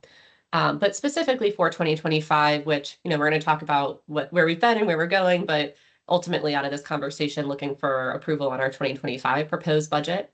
And so in 2025, sort of with this uncertainty about the enhanced APTCs, we are proposing that we take the next year to make some increases in key areas, including buffering up the team resources a bit to support the significantly larger enrollment we have gained over the past couple of years. and also work on a couple of one-year contained new initiatives that push certain pieces forward, but don't kind of obligate us financially from a very long-term perspective. And meanwhile, we can also take that time to really put more meat on the bones around some of the ideas that we have and would be interested in ideas that you have as well around if we do continue to stay in a very strong financial position, different ideas and different options we can put on the table for how to work through that budget in the future and how to, again, invest in the Pennie program and see what would make sense from those perspectives. So that's a high level what we're going to talk through. We're going to go into a bit more detail on each of these areas over the coming slides. So on the next slide, I did just want to take a couple of minutes to do a quick refresher for as a reminder for those who've been here the whole time and also just to provide the background for those who have not been on the board this whole time about kind of where we've come from to get to the point we are today. So we have reached a point of stability with program operations, sort of what we control internally. And meanwhile, we've also gained a lot of experience with how external factors can significantly influence our user fee revenue and also our reinsurance costs, which are major factors in our budget. And so over each year that we've been in operation has had a unique aspect to it that has really either changed an assumption about what was projected for our budget, or it had an amount of uncertainty for our budget. So, the first year that was launched in 2021, there was very little historical basis for predicting enrollee retention in the transition from healthcare.gov. Most of the state-based exchanges that had existed at that time were original state-based exchanges, and there weren't that many examples of what we could expect to keep as far as enrollees by shifting from the federal to the state-based exchange. So that was done very smoothly and successfully, and we did retain a lot of those enrollees. So that was a positive side on being able to do that, but just sort of recognizing that even when projecting the budget for that year, there's a lot of uncertainty from such a significant change. And then as you recall in 2021, again, mid-COVID, there were significant federal program changes that occurred in March and then were implemented mid-year. And those were the enhanced premium tax credits that provided more affordability to individuals. That was paired with an special enrollment period, and that enhanced affordability plus the broader enrollment really drove higher enrollment and thus user fees much higher than what was anticipated heading into 2021. So then in 2022, after a kind of banner year of 2021 with all of those significant changes, it was more stable in terms of not having significant program changes, but there was the uncertainty that we are facing now about whether the enhanced premium tax credits were going to be extended. At that point, they were slated to end at the end of 2022. So similar to what we are seeing now, while there was sort of some stability from not having major program changes, there was also this uncertainty about whether the enrollment that had been gained in 2021 and through 2022 was really going to be able to persist in 2023 based on the extension of those enhanced premium tax credits. They were, as we know, ultimately extended in 2022 through 2025 for next year. But just noting that there was sort of that dynamic happening in 2022 as well, which added uncertainty around, again, budget projections and what would potentially happen in 2023. So then going into 2023, again, sort of this one-time unique circumstance of having the enrollees in Medicaid who had maintained Medicaid coverage throughout COVID. As we all know this, because this is more recently that this happened, we spent a year working with Medicaid to have people who were coming off of that program being no longer eligible based on income and enrolling them through Pennie. So, as we've talked about extensively here, that has resulted in a really significant enrollment jump. But we also didn't really have a basis for projecting that enrollment either.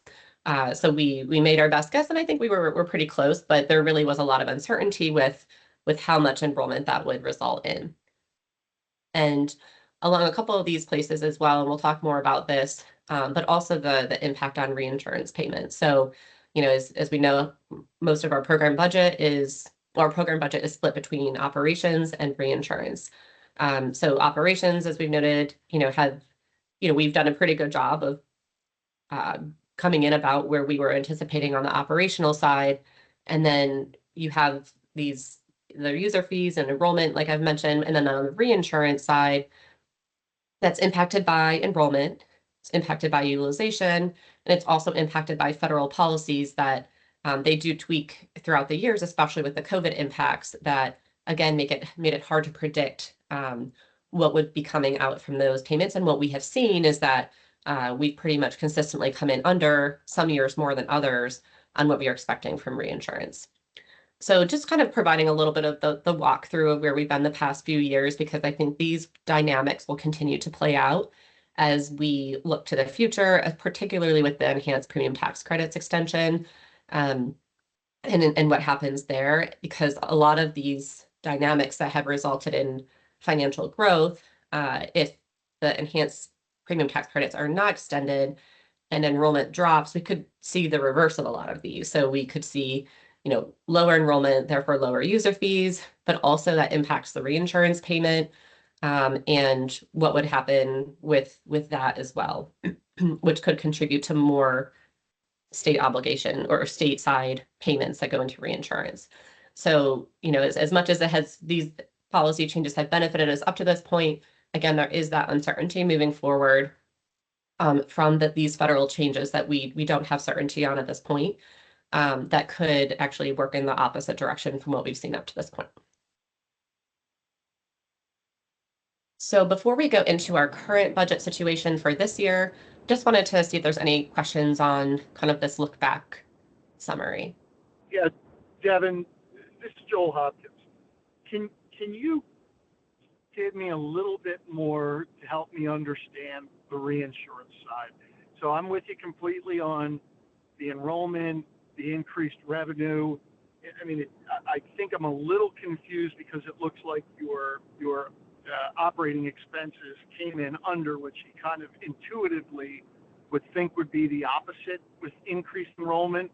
But set that aside, I'm not following why the reinsurance has come under so significantly. I guess, again, intuitively, I would think the opposite with the increased enrollment. So can you help me understand that? So I'm happy to talk through kind of what goes into that, and then Commissioner, with PID being very intuitively intricately involved in reinsurance, feel free to add in. But I think it comes down to a couple of things. It is impacted by enrollment because it is based on the pass-through that we would get. So if our enrollment goes down, the federal pass-through is going to go down, and if the reinsurance program is set to a certain size, that could mean that we would have to owe more. And then the reverse is true. So if enrollment's higher than expected, and based on changing federal calculations of how reinsurance is done, that has resulted in a higher than expected federal pass-through, which means a lower amount that we need to provide from the state perspective. And Commissioner, if you want to add into that. Yeah, I mean, I think every year the insurance department consults our outside actuaries that does the data call to review company data, company expectations. And based on that information, we come up with a proposed co-insurance rate for the following year. And because we have to do it so far in advance, and kind of working through the year, we have intentionally erred on the side of more conservative than less conservative, as any change needs to be favorable to the company kind of in the future. So we didn't want to get it wrong. And there were each year, as Devin mentioned, there was different factors that changed throughout the year, including kind of initial COVID year and ARPA subsidies and the feds restructuring how the process would work for that year. In that year in particular, there was a big difference between what Pennie ended up expecting to pay us and what we needed from Pennie because of the change in the federal process. So really, it's just that the estimates on the insurance department side, working with the consultant, have intentionally been conservative, and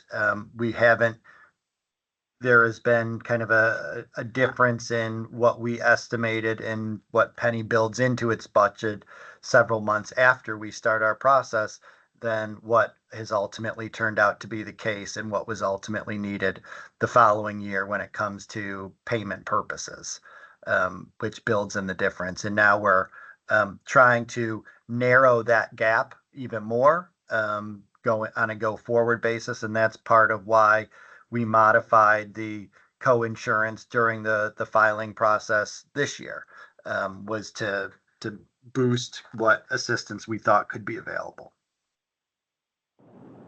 Thank you to both. That was very helpful. Yep, absolutely. Thanks for the question. Other questions on kind of the history, how we got here? All right, Devin. And then one thing to keep in mind with reinsurance, just to put more detail around that timing perspective, it's really a 2-year gap between when the analysis is done to set the variables and when Pennie pays. So for example, this summer, the 2025 year variables were set, and then Pennie doesn't make that payment until mid-2026. So after the full 2025 year has happened and closed out. So that also kind of contributes to things that, especially when we've seen the first couple of years when there has been a lot of changing in the market, those changes are playing out during those years. And it's really a 2-year window between when it's projected and set and paid. So that kind of works into the dynamic as well. All right, so now we're going to talk about where we are currently for calendar year 2024. And for that, I'm going to turn it over to Heather Lemon, who is our Chief Financial Officer. Thanks, Devin. Good afternoon, everyone. So there have been some situations, as Devin mentioned, that has impacted our numbers here in 24. Overall, enrollment has remained flat for this calendar year. Typically, the enrollment decreases during the SEP months, but enrollment has basically plateaued since open enrollment for us, with a churn out from disenrollments and terminations, and then the churn in from the SEPs, mainly for individuals no longer Medicaid eligible. The total enrollment and the related user fees from the unprecedented unwinding period was very difficult to predict. The results have been steady enrollment over the past year and a half, with around 90,000 Pennsylvanians shifting from the Medicaid coverage to private health coverage through Pennie. Meanwhile, as Devin just mentioned previously, our reinsurance payment that we made in July for the 2023 coverage year came in about $15 million less than it was originally expected. But going forward, we have made some adjustments to the 2025 coverage year reinsurance program to increase the targeted cost to around a $50 million contribution, with more generous parameters in effort to ensure that the reinsurance program realizes its full benefit. So if all our projections are accurate, and also with establishing the proposed operational reserve fund, Pennie would still have around $32 million to strategically invest back into the program and advance our core mission at the end of this calendar year. Next slide, please. All right, so if we take a walk through the numbers, you can see our beginning net position. The beginning of the calendar year was $73 million. And then on the revenue side, which for those of you that aren't aware, we have basically 3 different revenue sources, the main one being our user fee revenue, and then we get a federal reimbursement and some treasury interest. So originally we had projected to come in with a total income of around $106,500,000. And right now, based on the actuals that we've received, and then also what we're projecting to come in between October and December, we're going to probably land closer to around the $120 million mark. So it's a pretty significant difference, around 13%. above where we had originally budgeted on the revenue side. And then if we flip to the expenses side, you know, a majority of our expenses are, you know, our get insured contract for our technical infrastructure. And then, you know, of course, external affairs and general operating. And the other part would be on the personnel side. So we had budgeted for personnel of around $8 million, and we are expecting to come in pretty close to around $7 million. And then just across the three different program areas, external affairs, IT, and general ops, if we combine everything together for all of our operational expenses, we are expecting to spend around $56.7 million. It's actually not too far off of our original budget amount of $56.8 million. And then again, the reinsurance program that we talked about earlier, we had originally budgeted to spend $44.4 million, and the amount that we actually transferred over to reinsurance in July was $29,391,917. So total expenses for the year, we are anticipating to be around $86.1 million. And that would leave us with an estimated net position of around $32.3 million.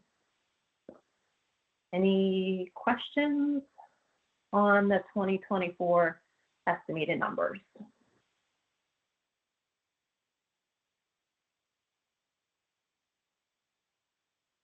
Okay. We can walk on to the next slide for 2025. Okay. So there's four different sections that we're going to be covering.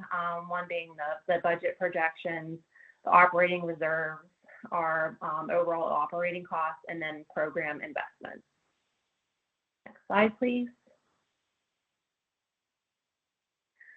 Okay. So for calendar year 25, you know, of course, our projects are going to continue, but we are expecting slower enrollment growth for plan year 2025. And the enrollments associated with the unwinding population contribute to our record enrollment at the end of OE24. Our assumption is that we will continue to be in an influx from individuals who missed their unwinding SEP window. However, we expect less growth and more attrition than the past year because of the volume of Medicaid account transfers is lower, and that will not offset the general attrition as much. Marketing and outreach efforts will continue to increase awareness to reach the uninsured. Then, as Devin mentioned, the extension of the enhanced APTC will hopefully occur by August 2025, which will provide us with some real clarity on our financial position going forward for 2026 and beyond. So with the uncertainty in mind, we are proposing some changes to the 2025 budget. One, to protect against future uncertainties by establishing a contingency reserve using best practices. 2, grow the Pennie team to meet the increased operational needs associated with those higher enrollments. And then 3, pursue some new initiatives in 2025 and plan for a broader program investments post 2025, pending the outcome of the enhanced premium tax credit extension. Any questions on any of that before we dive into the specific numbers? Okay. All right, Kelsey, you can go to the next slide. So you guys are probably really familiar with seeing this slide. Those of you that have been on the board with us, this is the same slide, but we're actually taking a little bit of a different approach this year. This is how our average monthly enrollment and then also our projected revenue for 25. In the past, we have gone with the lower increase scenario. But based on, you know, now we have more years under our belt, looking at how the enrollments actually come in. So we're, you know, going to actually take the moderate increase scenario this year, which is a 5% increase each year. So we're anticipating that the average monthly enrollment will be around 432,000, and that would result in a projected revenue number of 102.2 million. Any questions on the enrollment and revenue side? Okay. Sorry, so you're essentially expecting membership to remain flat for next year too? I'm just trying to remember the numbers from, I know we had 426,000 auto renewals and then another 12 that were not able to be auto renewed. So it's, I guess it's a little like, I guess slightly higher, like, but. So I just want to make sure that I'm, because I think I was hearing too, we don't expect as much membership coming in through the Medicaid, you know. Yep, that's correct. So we would expect to see a bump in open enrollment, but as we know, that number doesn't persist throughout the year. We often see a drop off in, April with data matching issues or people deciding ultimately not to pay or not to make their new payment for their new plan. So we've historically seen a drop off at that point. So this really looks at the average monthly for the whole year. So we would be assuming some, that we retain some growth from open enrollment, but kind of over the whole year that it would, be a slight growth from where we're starting open enrollment, but that without the incoming enrollments from Medicaid, that we would likely see more drop off each month or slight decline each month with the normal attrition kind of overtaking the Medicaid incoming enrollments. And the areas in which we talked earlier where there are going to be significant changes to APTC, we think those are limited enough compared to the enrollment over the whole state that we don't need to worry about new enrollments in that area being lower or people dropping coverage in those areas. So I think we could, so the one rating area is a very relatively small population rating area to begin with. The other one is a bit larger. So, I think we are concerned about attrition with that group and hopefully we'll be able to get them in to look at other plan options.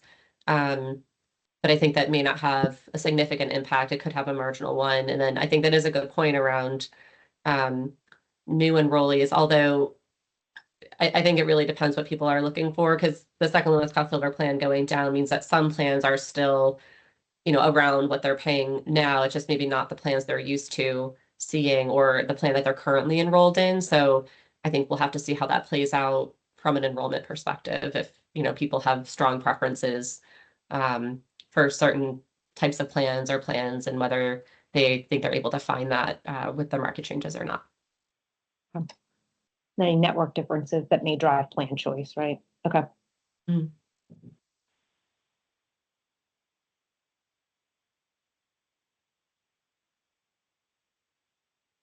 All right, if there aren't any additional questions, I'm going to pass it back to you, Devin, to talk about the operational reserve. Sure, thank you. So we introduced this topic in August of the idea of really looking at the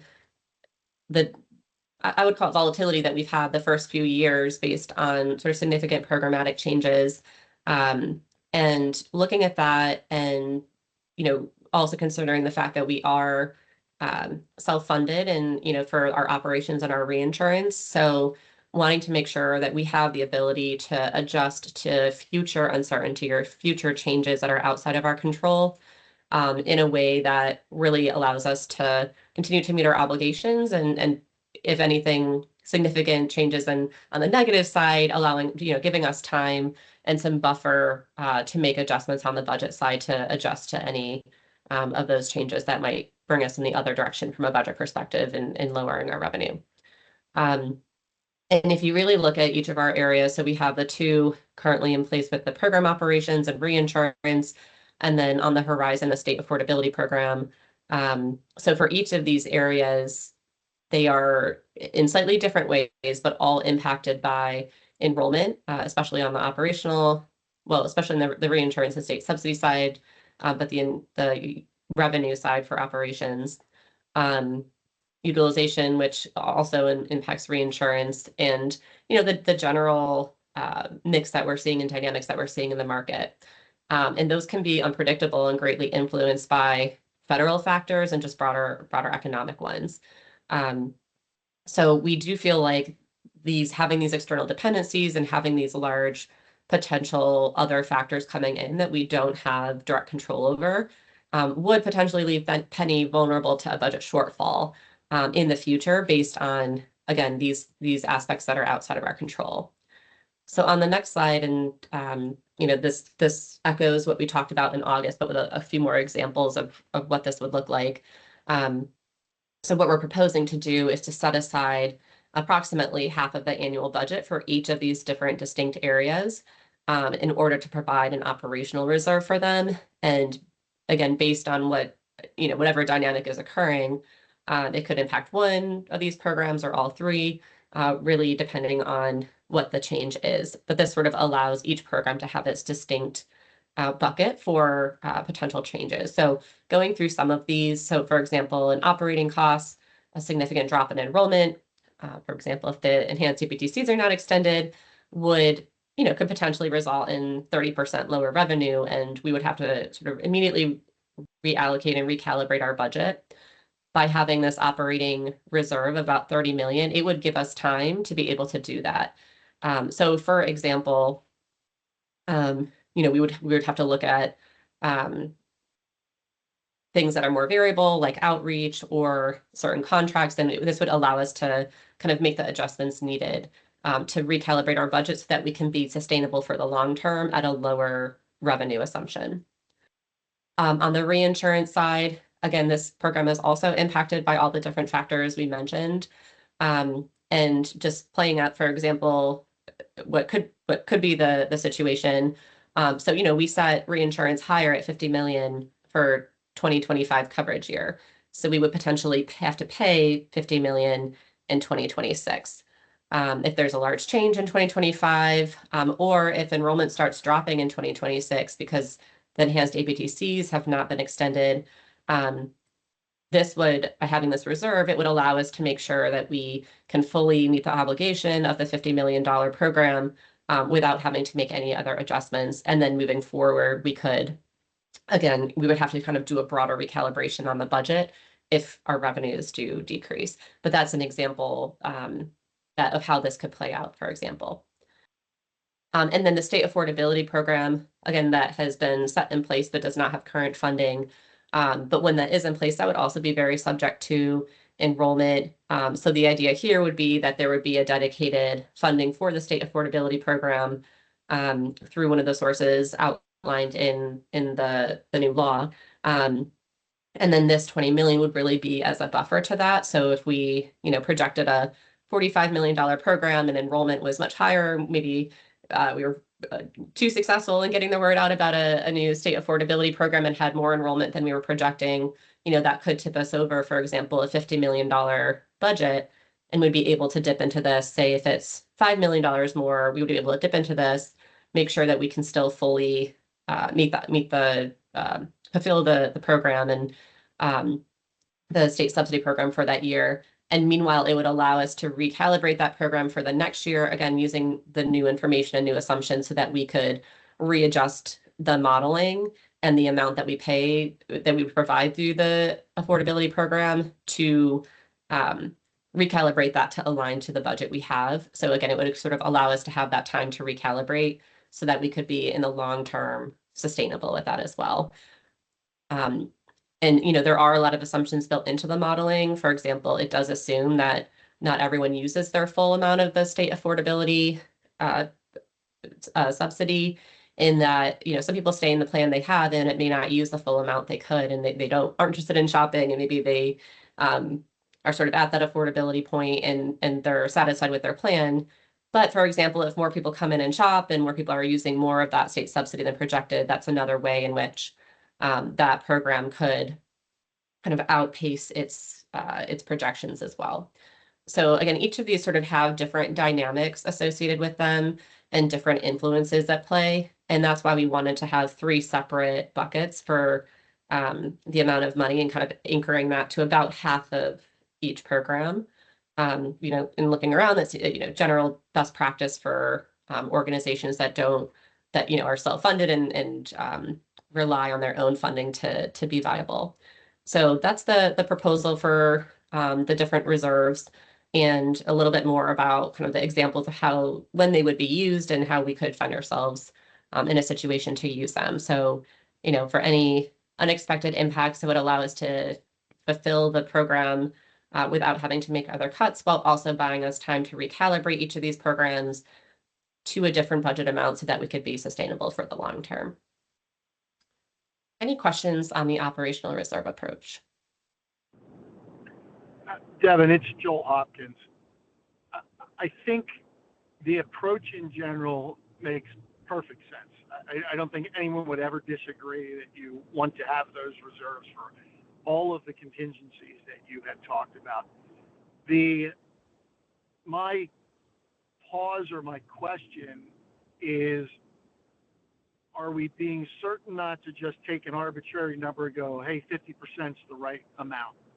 In my mind, what we should be doing is coming up with realistic scenarios as to how those numbers can move. You talked about 30% on enrollment, you talked about other things, and we should be making sure that we cover that, and certainly a little bit of a hedge in there, because really we're talking about a 1-year duration on all of these, because as you have pointed out, in subsequent years, you can always adjust the budget to allow for, new information, changes, et cetera.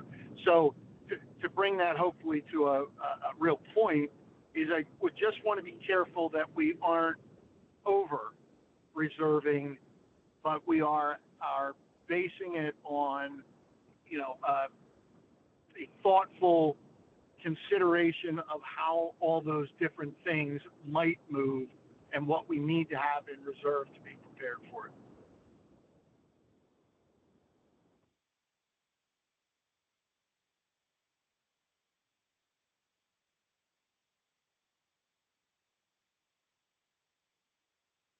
Yeah, and thank you for the kind of that more nuanced approach to this. I mean, I think we generally,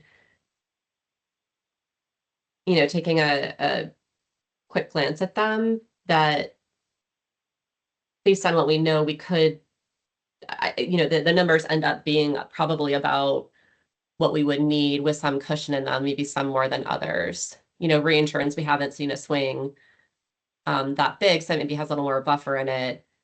Whereas, operating costs, if we're dropping 30% and need to kind of buffer ourselves over a couple of years, I think that would take up that 30 million pretty quickly. And the state subsidy program, kind of based on experiences in other states, I mean, and the modeling and the variation there, I think that one seems about,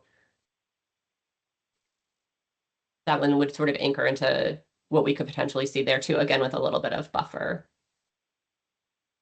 But it's a good point, and I think we could take a closer look at it with that lens and see if that would change any of these numbers. Thank you.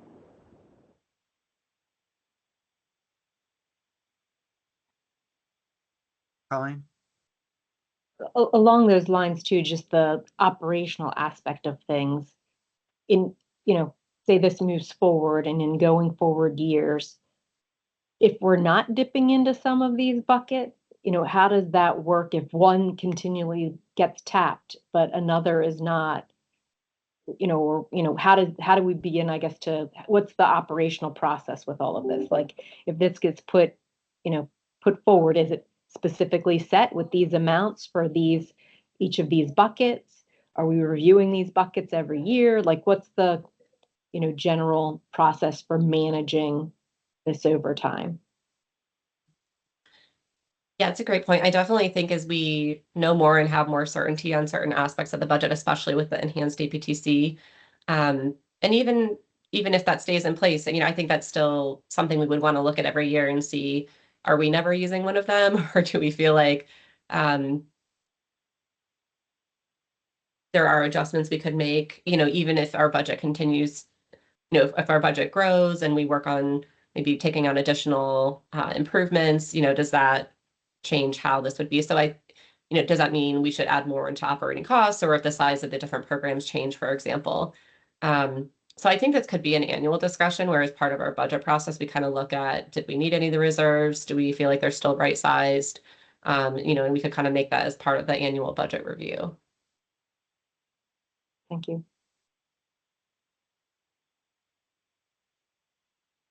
Other thoughts or questions? I guess the other thing, what if we had a hit on whatever reinsurance and it was more than 25 million? Would we take from the other buckets? So I think we could. I mean, so these are really kind of like accounting kind of buckets to keep them in, so we know that we have that reserve. But if we're in a really sticky situation and we really need to pull from one, I think with a board vote, we'd be able to do that. That would be something we would bring back to you and need authority to use money for a different purpose than what has been already approved. Thank you. Yeah, I've actually had that happen before. That's how we handled it, was just with, taking it to the board, and the board authorized shifting the money around as we needed. This is Joel Hopkins again. Do we need, when you were about the buckets, I didn't realize we were talking about distinct earmarks for those things. Do we even need to do that? Can't you just hold, you can certainly calculate your needs in each area, but can't we just hold all of that on one general line item instead of saying this is designated for bucket number 1, this is for number 2, et cetera? We could. I mean, I think it would have a similar impact. I think we were thinking there might be value in having it broken out so that we could kind of track more to where it's going and which program area kind of over time needs it. So to allow a little bit more, I guess, tying it back to specific program areas. But I think if there's a preference for having it be one big budget, with these breakouts in mind, sort of knowing that's how it was built up to, practically it may not be that different. I guess also from a board perspective, if you kind of want to take the vote, if we have to go over 25 million in reinsurance or over state affordability program versus sort of pulling down from a general larger bucket.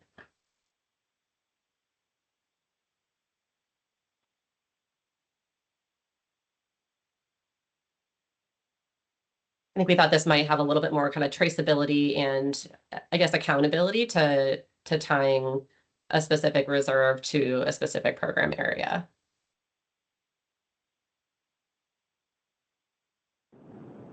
It's Joel again. I understand and appreciate that. I think the transparency is very important. And by the way, not a financial guy, so not really qualified here, but it just seems to me if you don't have to create those buckets, you can provide the same level of transparency just through the reporting of, where your estimates, where they hit, where they didn't. But if one bucket prevents us from being handcuffed or having to take additional steps to pull those funds when they're needed, that might make sense.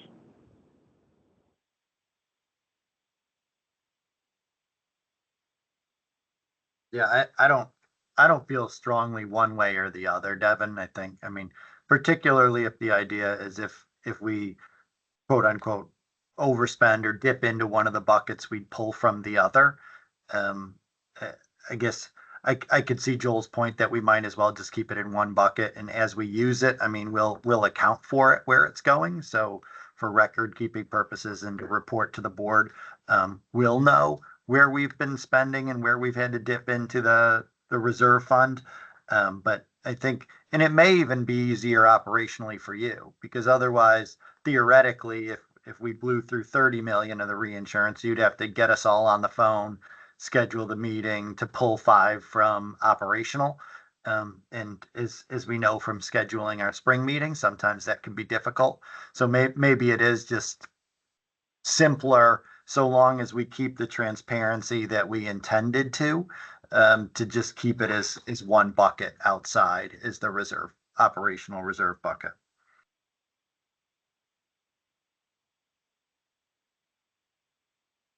I think we're certainly open to that. If others have strong feelings one way or the other, I think either one is very workable. So if one bucket seems simpler, we're happy to do that as well. Do you want us to decide that right now, or were there more slides that you wanted to go into? Because I don't think we plan to vote until we come back from executive session. So why don't we put a pin in one reserve bucket versus 3 buckets within the reserve, continue the conversation of the bucket, go into exec, and we can come back and decide if we want 1 bucket or 3 buckets. Does that make sense? Anybody object to that approach? No. So Devin, let's just keep going and then we'll revisit and ultimately, the motion that we're looking for is to adopt the proposed budget for calendar year 2025 and to establish and maintain operational reserve. So it doesn't even specify. So we'll just, before we take that motion, we'll make clear whether we think there should be 3 reserves or 1. But I think we can continue the conversation about budgeting and punch it. I don't know why I said that. Pitch it back to Heather for the remainder of the budget. So Heather, it's all you. All right, thank you. You can go ahead and advance to the next slide. Okay, so now getting into the detail around 25, with a 30% increase in enrollment and operating costs, staff needed to support a well-functioning program has increased. So we're proposing an overall $12 million increase in our general operating costs. And the key increases in the operating costs that attribute to that $12 million are contractual increases, outreach and awareness costs, some personnel expenses, and then also some new initiatives that I will talk about in some upcoming slides. All right, next slide, please. Now we'll actually start to get into the hard numbers. All right, so for the current calendar year, our total budget that was approved last year was the $58.8 million. Out of that, a little over $8 million for personnel and $50.8 for the operations side. So what we're proposing for this year on the personnel side is $9.5 million. And then on the operations side, $61.5 million. So that gives us the increase of the $12.1 million from the current calendar year. One other thing just to point out that we do, receive federal funding through from CMS in partnership with DHS for our federal funding award that we apply for every year. So we're estimating that's going to come in somewhere around $20 million. So of this total budget amount of the $70 million, we're expecting basically $20 million of that to be covered with the federal dollars. Any questions before I get into a little more detail on each section? Okay, next slide, please. Okay, so this is the personnel section. As I mentioned, we are proposing a $9.5 million budget for this year. And there's the breakdown of the federal portion versus the Pennie share. So these proposed increases are due to an increase of our complement that's required to meet the increased workload associated with the higher enrollment and increased ability to build out some new initiatives that benefit the program and sustain our daily operations. The budget increase includes yearly occurring increases due to rising benefit and salary costs for our full-time staff. Next slide, we'll get into the operating details. Heather, quick question on personnel. Can you give us an idea of where we are in terms of total staff and then how many complement we plan to add for next year? Or do you not have that? Sure. So currently we have a complement of 50. I think we have 6 vacancies right now that we're in the process of trying to fill. So you'd be looking at to potentially add around 7 positions. So we'd be taking our complement up to around 57. Is that enough? I know, I mean, we've been growing, obviously that's expanding. I mean, I guess that's a Devin question more, if we feel like we're sufficiently staffed in each of the areas, or, I mean, I feel like, I mean, at least as I look at the budget, I think you should feel like you have some flexibility in terms of adding positions as you need them. I think we want to get to our full complement and then add more. And I think we were, it may not be, depending on continued enrollment growth or not. I think we wanted to get to that point and kind of get people onboarded and see what that feels like, and then potentially go from there. Okay. Colleen? I guess just given that one of the primary drivers is the increased enrollment, if the enhanced tax credits don't go our way, what would be the plan then? How would that affect, the head count? Would we then reverse things? Like how, what's the impact there and what will we be facing? So I think that we definitely are feeling the squeeze on some of the things that are more variable based on enrollment, like as consumer escalations, consumer facing pieces. I think there's also more that we can do. There's always, more things that I think we wish we could take on with hours in the day. So I think if there were enrollment decreases and perhaps a decrease in those types of escalations, although if enhanced premium tax credits go away, we would probably see a lot of consumer activity in that scenario because of the change. I think we would be able to use the staff we have in mind for other things to keep the program going and improving the program. So I don't think it would be an issue where we would, I don't think we're growing so much that we would be significantly overstaffed at that point. I think we would be able to have lots of things still to do in the areas that we're kind of buffering up a little bit across the organization, but really kind of on the operations side. I think there would still be. I guess the concern on my end would just be if we said that if that happened and we really saw the actualization of the projections, which I think you said earlier was a 30% reduction in enrollment, then obviously that would have a significant impact on the revenue, so I'm just trying to play that whole thing out, right? Because it's not that far into the future to know the answers, right? Yeah, and I think that's maybe another reason why we're not growing even, proposing an even bigger growth and getting to 57. I think, comparing to other exchanges, even before the increased enrollment, I think we are on the smaller side. So just kind of looking around, I think we definitely could build out more in a sustainable way, even with that. I mean, ultimately, this is not a significant dollar increase. And I think there's others we could reduce in the budget that would more than be able to compensate for this. That would, I think we would want to retain a full staff at that point. I think we've probably always been a little bit understaffed, just kind of coming up in a new program and trying to keep up with all these changes while also trying to grow the team. So I think of this as almost more kind of getting to where we probably should be anyway, even if the enrollment decreased a bit. And I think if it came to budget discussions, I think there's other places that we could definitely bring that number down. And this is a relatively small increase in the broad scheme of things. Okay, thank you. Devin, Joel Hopkins again. Sorry for talking so much, but I'm trying to learn here. So if I'm remembering, the personnel costs were running about $1 million under budget for the last 3 years. Is that because of the open positions that weren't filled, or what were the drivers there?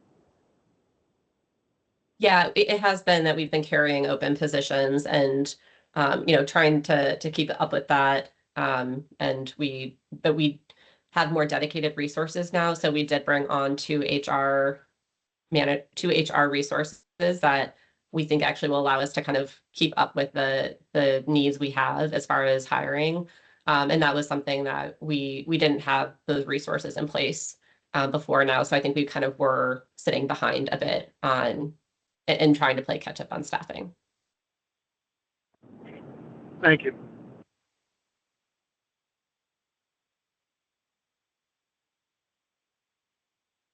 I think we can go to operations, Heather. Okay, so on the operating side, we are proposing an amount of 61.5 million. As you can see, the breakdown between the federal and the Pennie share.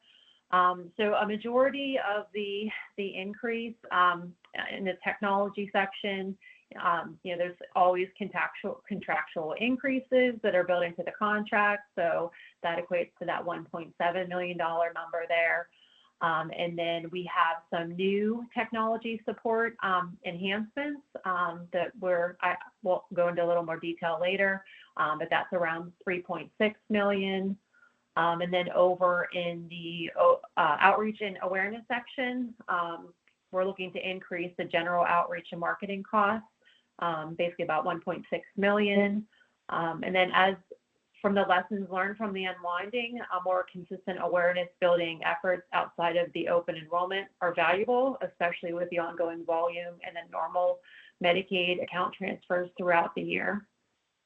Then the consumer research underscores general low awareness of Pennie, around 30% among the uninsured. That includes a set aside for the potential state affordability marketing and awareness efforts of around 1.5 million. Again, that would only be utilized if the state affordability program would be funded.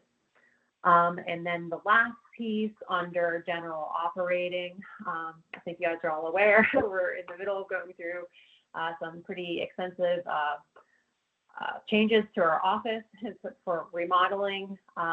So in doing so, we actually obtained a little bit additional space. So our rent is going to be going up a little bit, and then also some new modeling analysis contracts that we are going to be getting, and then some other increases that we'll talk about in executive session of around $1.9 million. So any questions on the operating side?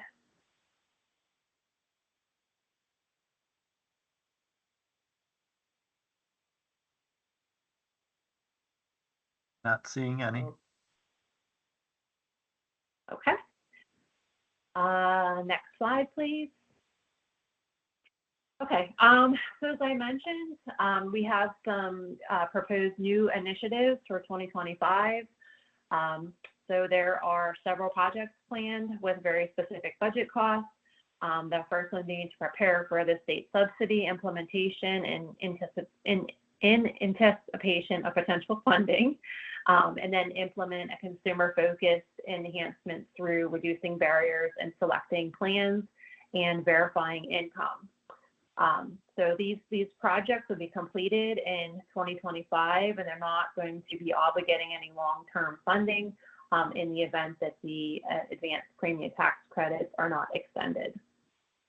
And then planning would also incur in 2025 to evaluate larger scale consumer-focused program improvements that could be implemented when the longer term budget picture is a little more certain. Next slide. So as I mentioned, I'm going to get into a little bit of the detail around the proposed special projects. So there are 5 of them. The first one is the state subsidy marketing and outreach project. That one, the estimated cost is around 1.5 million. Then the second one is the state subsidy technology build of around 675,000 for that one. Third project is the feature plan display technology build for 500,000. The fourth one is the additional income verification technology build for around $1 million. And then the final proposed project is the compliance technology build for around 1.5 million. So all those projects combined together, that's around 5.1 million. These of course are just preliminary costs. We will definitely make effort to ensure vendor efficiency and implementation with possibly, having reduced costs. So these are just estimates. Any questions on any of our special projects?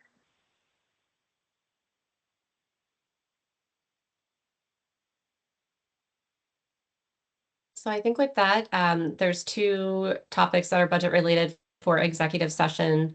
So the idea would be to go to executive session to talk through those and then come back out to resume the broader budget discussion. All right, so all of the board members, you have the second meeting just for executive session. We will hold the executive session. The agenda will be limited to discussing legally privileged and confidential matters, to seek legal counsel, discuss personnel matters, or to review and discuss agency business that is legal protected by law. I don't anticipate, for those of you that are going to wait, I don't anticipate a very long executive session. I think we'll be back within the next 15, 20 minutes. And we'll come back to this screen. It could be upwards of half an hour, but the board members will leave this meeting, join the other meeting, but everyone else, you're welcome to keep this one streaming because we will be back.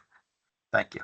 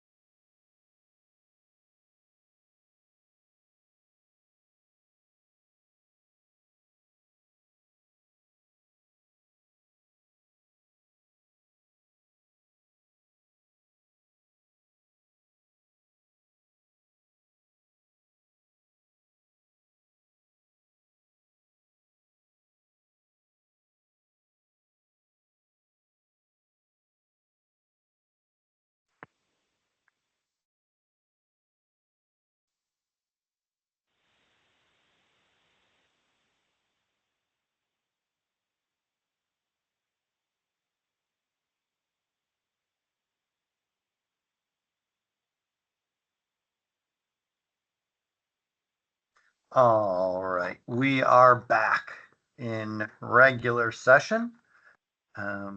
Sorry it took us so long, but we're here, we're ready.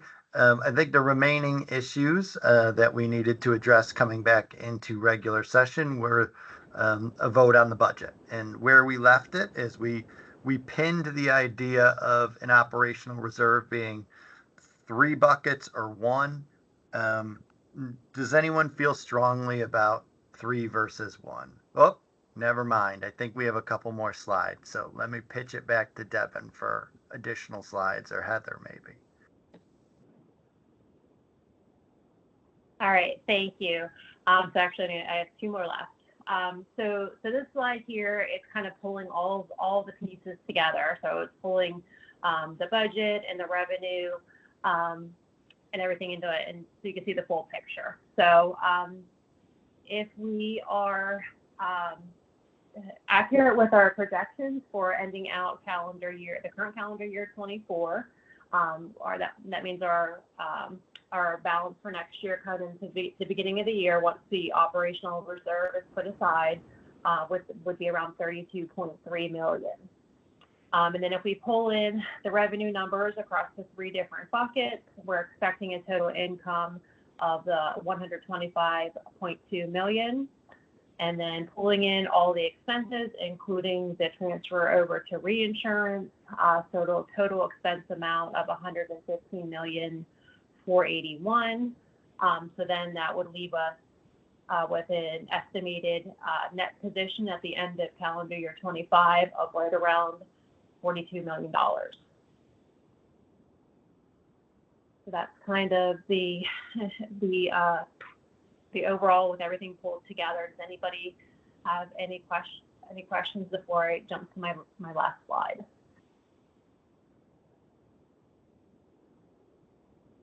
Not seeing any. Okay. All right. So the one last thing I just wanted to touch on briefly was around the reinsurance program, the budget for 25. As we mentioned, for this year, we had budgeted 44.4 million. We actually only ended up paying out the 29,391,917. But we are going forth with the proposed amount, the same as we did for this year, of the 44.4 million. So the increase from the actual 24 spend versus the new proposed amount is a little over $15 million. So that's how things are looking for the reinsurance program for the final piece of the budget. And if there's not any questions on that, I am going to turn it back over to Devin for, I think, 2 or 3 more slides. All right, Devin. Yeah, so we wanted to tie this all together about how this looks, sort of the long-term vision. So, I think we've talked a lot about what the impact could be with if the enhanced APTCs are not extended. And so wanted to just, be clear about the implication there of how quickly things would be depleted if that would be the case. And almost counterintuitively, reinsurance costs could increase in that scenario because if you're looking at potentially a smaller, potentially sicker population, that could have impacts on the reinsurance program in that way.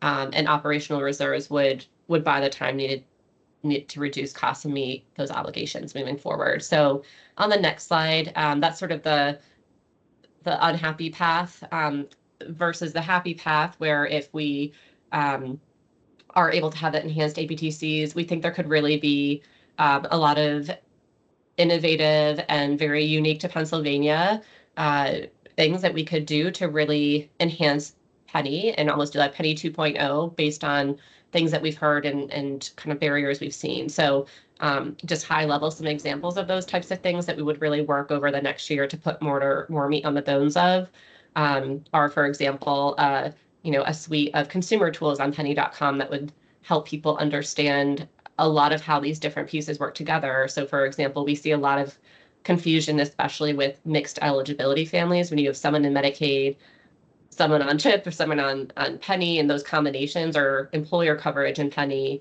Medicare and Pennie, all these different combinations. There is a tremendous amount of confusion around how all those different pieces work together. So for example, having, a tool that people could use to really understand that, or understand all these different aspects of coverage, the ones we've been talking about kind of throughout this discussion today, around where people are, there needs to kind of be different ways that people can learn and understand about how all these different pieces work. So for example, that could be something we could look at. We think there's really a lot of opportunity as a state-based marketplace to continue improving the handoffs between Medicaid and CHIP and Pennie. That's a real opportunity, since we have that one-to-one relationship, for example, compared to the federal exchange that really isn't able to tailor its approach based on different state Medicaid agencies. So we think there's a lot more we could do there, especially now that we have sort of more of that regular term between the two programs. And we think there's also a lot we could do to do additional customer service enhancements that have that promote higher quality resolution. So looking at our issue resolution process, customer escalations, there's just a lot we think we could do to really improve that. And all of these kind of work together, from promoting better understanding to better, more sophisticated system integrations, and also how we handle and work with folks directly. So anyway, those are just some initial ideas that we have brainstormed, but just to kind of plant the seed of, these are the types of things that we think, when you look at 2025 and that potential $42 million carryover, these are the types of things where we feel like we can make real improvements and really great investments in Pennie over the long term, in these types of areas. And, also open to other ideas as well, about what we could do to really bring Pennie to the next level and really fulfill that vision of being a state-based marketplace, being able to tailor our program to Pennsylvania, react to what we're hearing as impediments or problems that people are having, and really being able to directly address those. And also even bring things to them in a way that no one else has really done in other exchanges.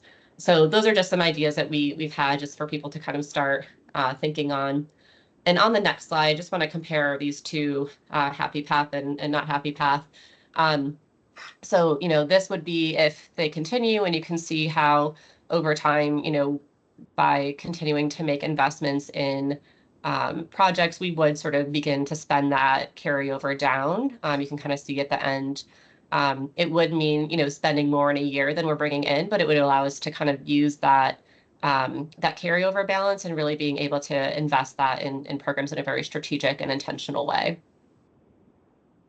And then versus the not happy path on the next slide, you can see if we assume a 30% drop starting in 2026, you kind of look in the middle of the page and you can see a line that says transfer from contingency fund. And you can see how pretty much by 2029, we would have depleted all of the contingency funds and be in a deficit for an ending net position. Now, this in reality is not what would happen exactly, because we would be taking that time with the contingency balance to recalibrate our budget. So that bottom half would, by the time we got to 2029, we would make those adjustments necessary in order to make us viable for the long term. But I did want to really show how quickly things can go south if the enhanced APTCs are not extended, and the very significant impact that could have on our budget, and on sort of these two paths. Hopefully we could get ourselves, even if they're not extended, to a point where we could eventually have some with recalibration being able to make some of those program investments as well. But certainly that's a much more plausible, much more possible path, if the enhanced APTCs are extended and we continue to be in a very strong financial position. So just wanted to kind of illustrate those two different potential impacts on the budget for the next 5 years or so. Any questions for Devin?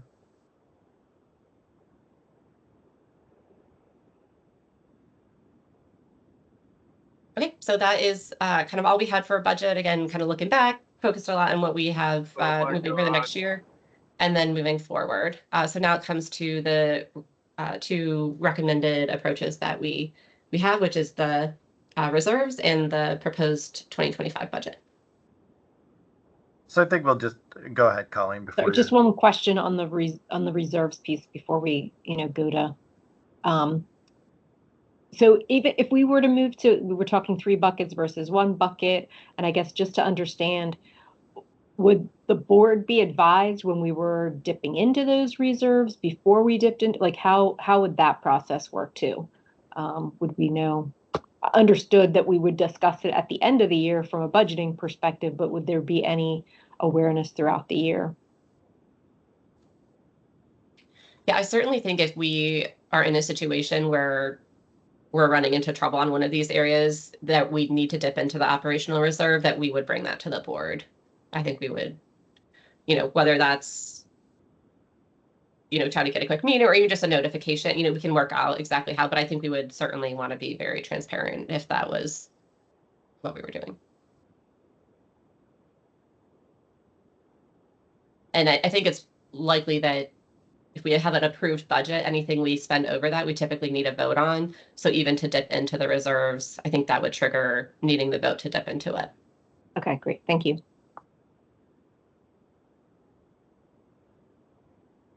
Other questions for Devin? So I think we're at the point, obviously, that the first recommendation is to establish the operational reserves that provide contingency funding for 3 key programs that are based on fluctuating and at times unpredictable enrollment and utilization factors, 6 months reserve for operating costs, reinsurance, and state subsidy. So I think, and the motion we're looking for is either that or it's 6 months reserve for all 3, kind of is a single bucket versus 3 distinct buckets, recognizing that regardless, if we have to go to a reserve, Devin anticipates coming to the board first because it's above the budget. Alexis? Yeah, I was just going to say I'm willing to make the second motion. I don't know if you were looking for someone to make a specific one or talk about which one was to be made. Yeah, I think the motion I was looking for would just be to establish and maintain an operational reserve to ensure Pennie's continued financial stability. So operational reserve versus plural, I think suggests that it's just the one reserve instead of the 3 different buckets. Yep. I so moved. Do we have a second? And again, this is setting up a reserve, a single reserve instead of the 3 bucket reserve.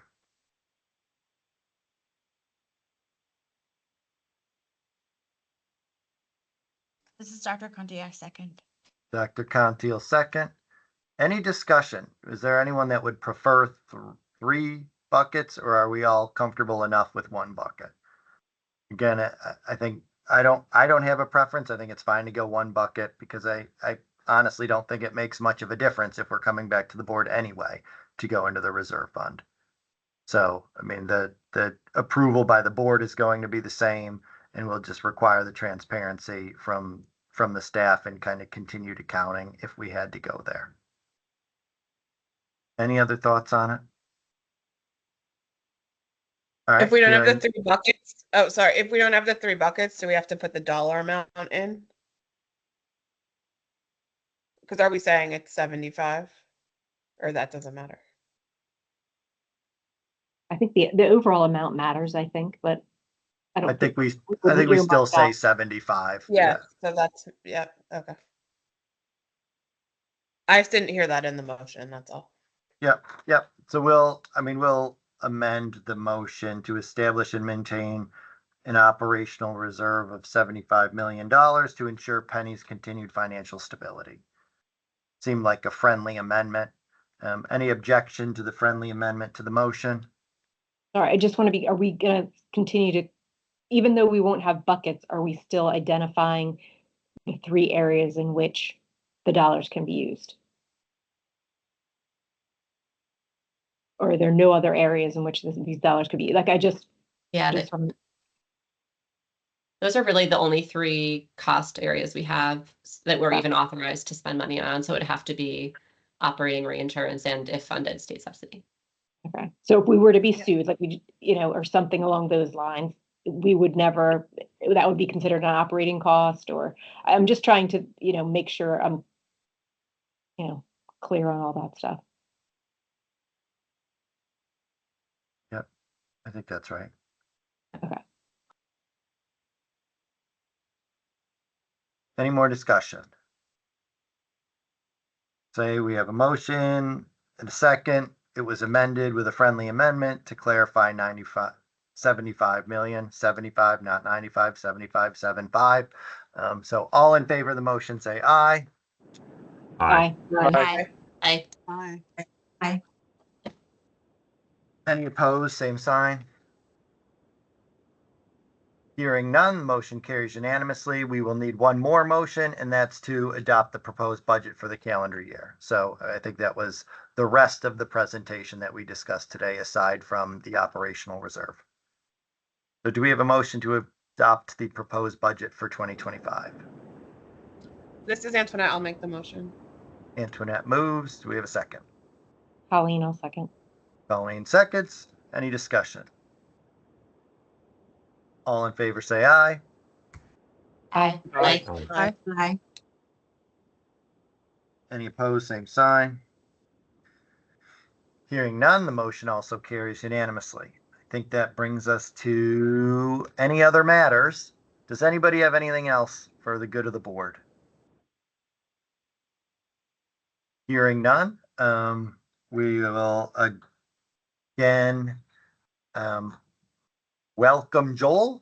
Thanks for participating in the first board meeting for you. Enjoyed your participation. Look forward to you joining us at future board meetings and being part of the Pennie board. So welcome again.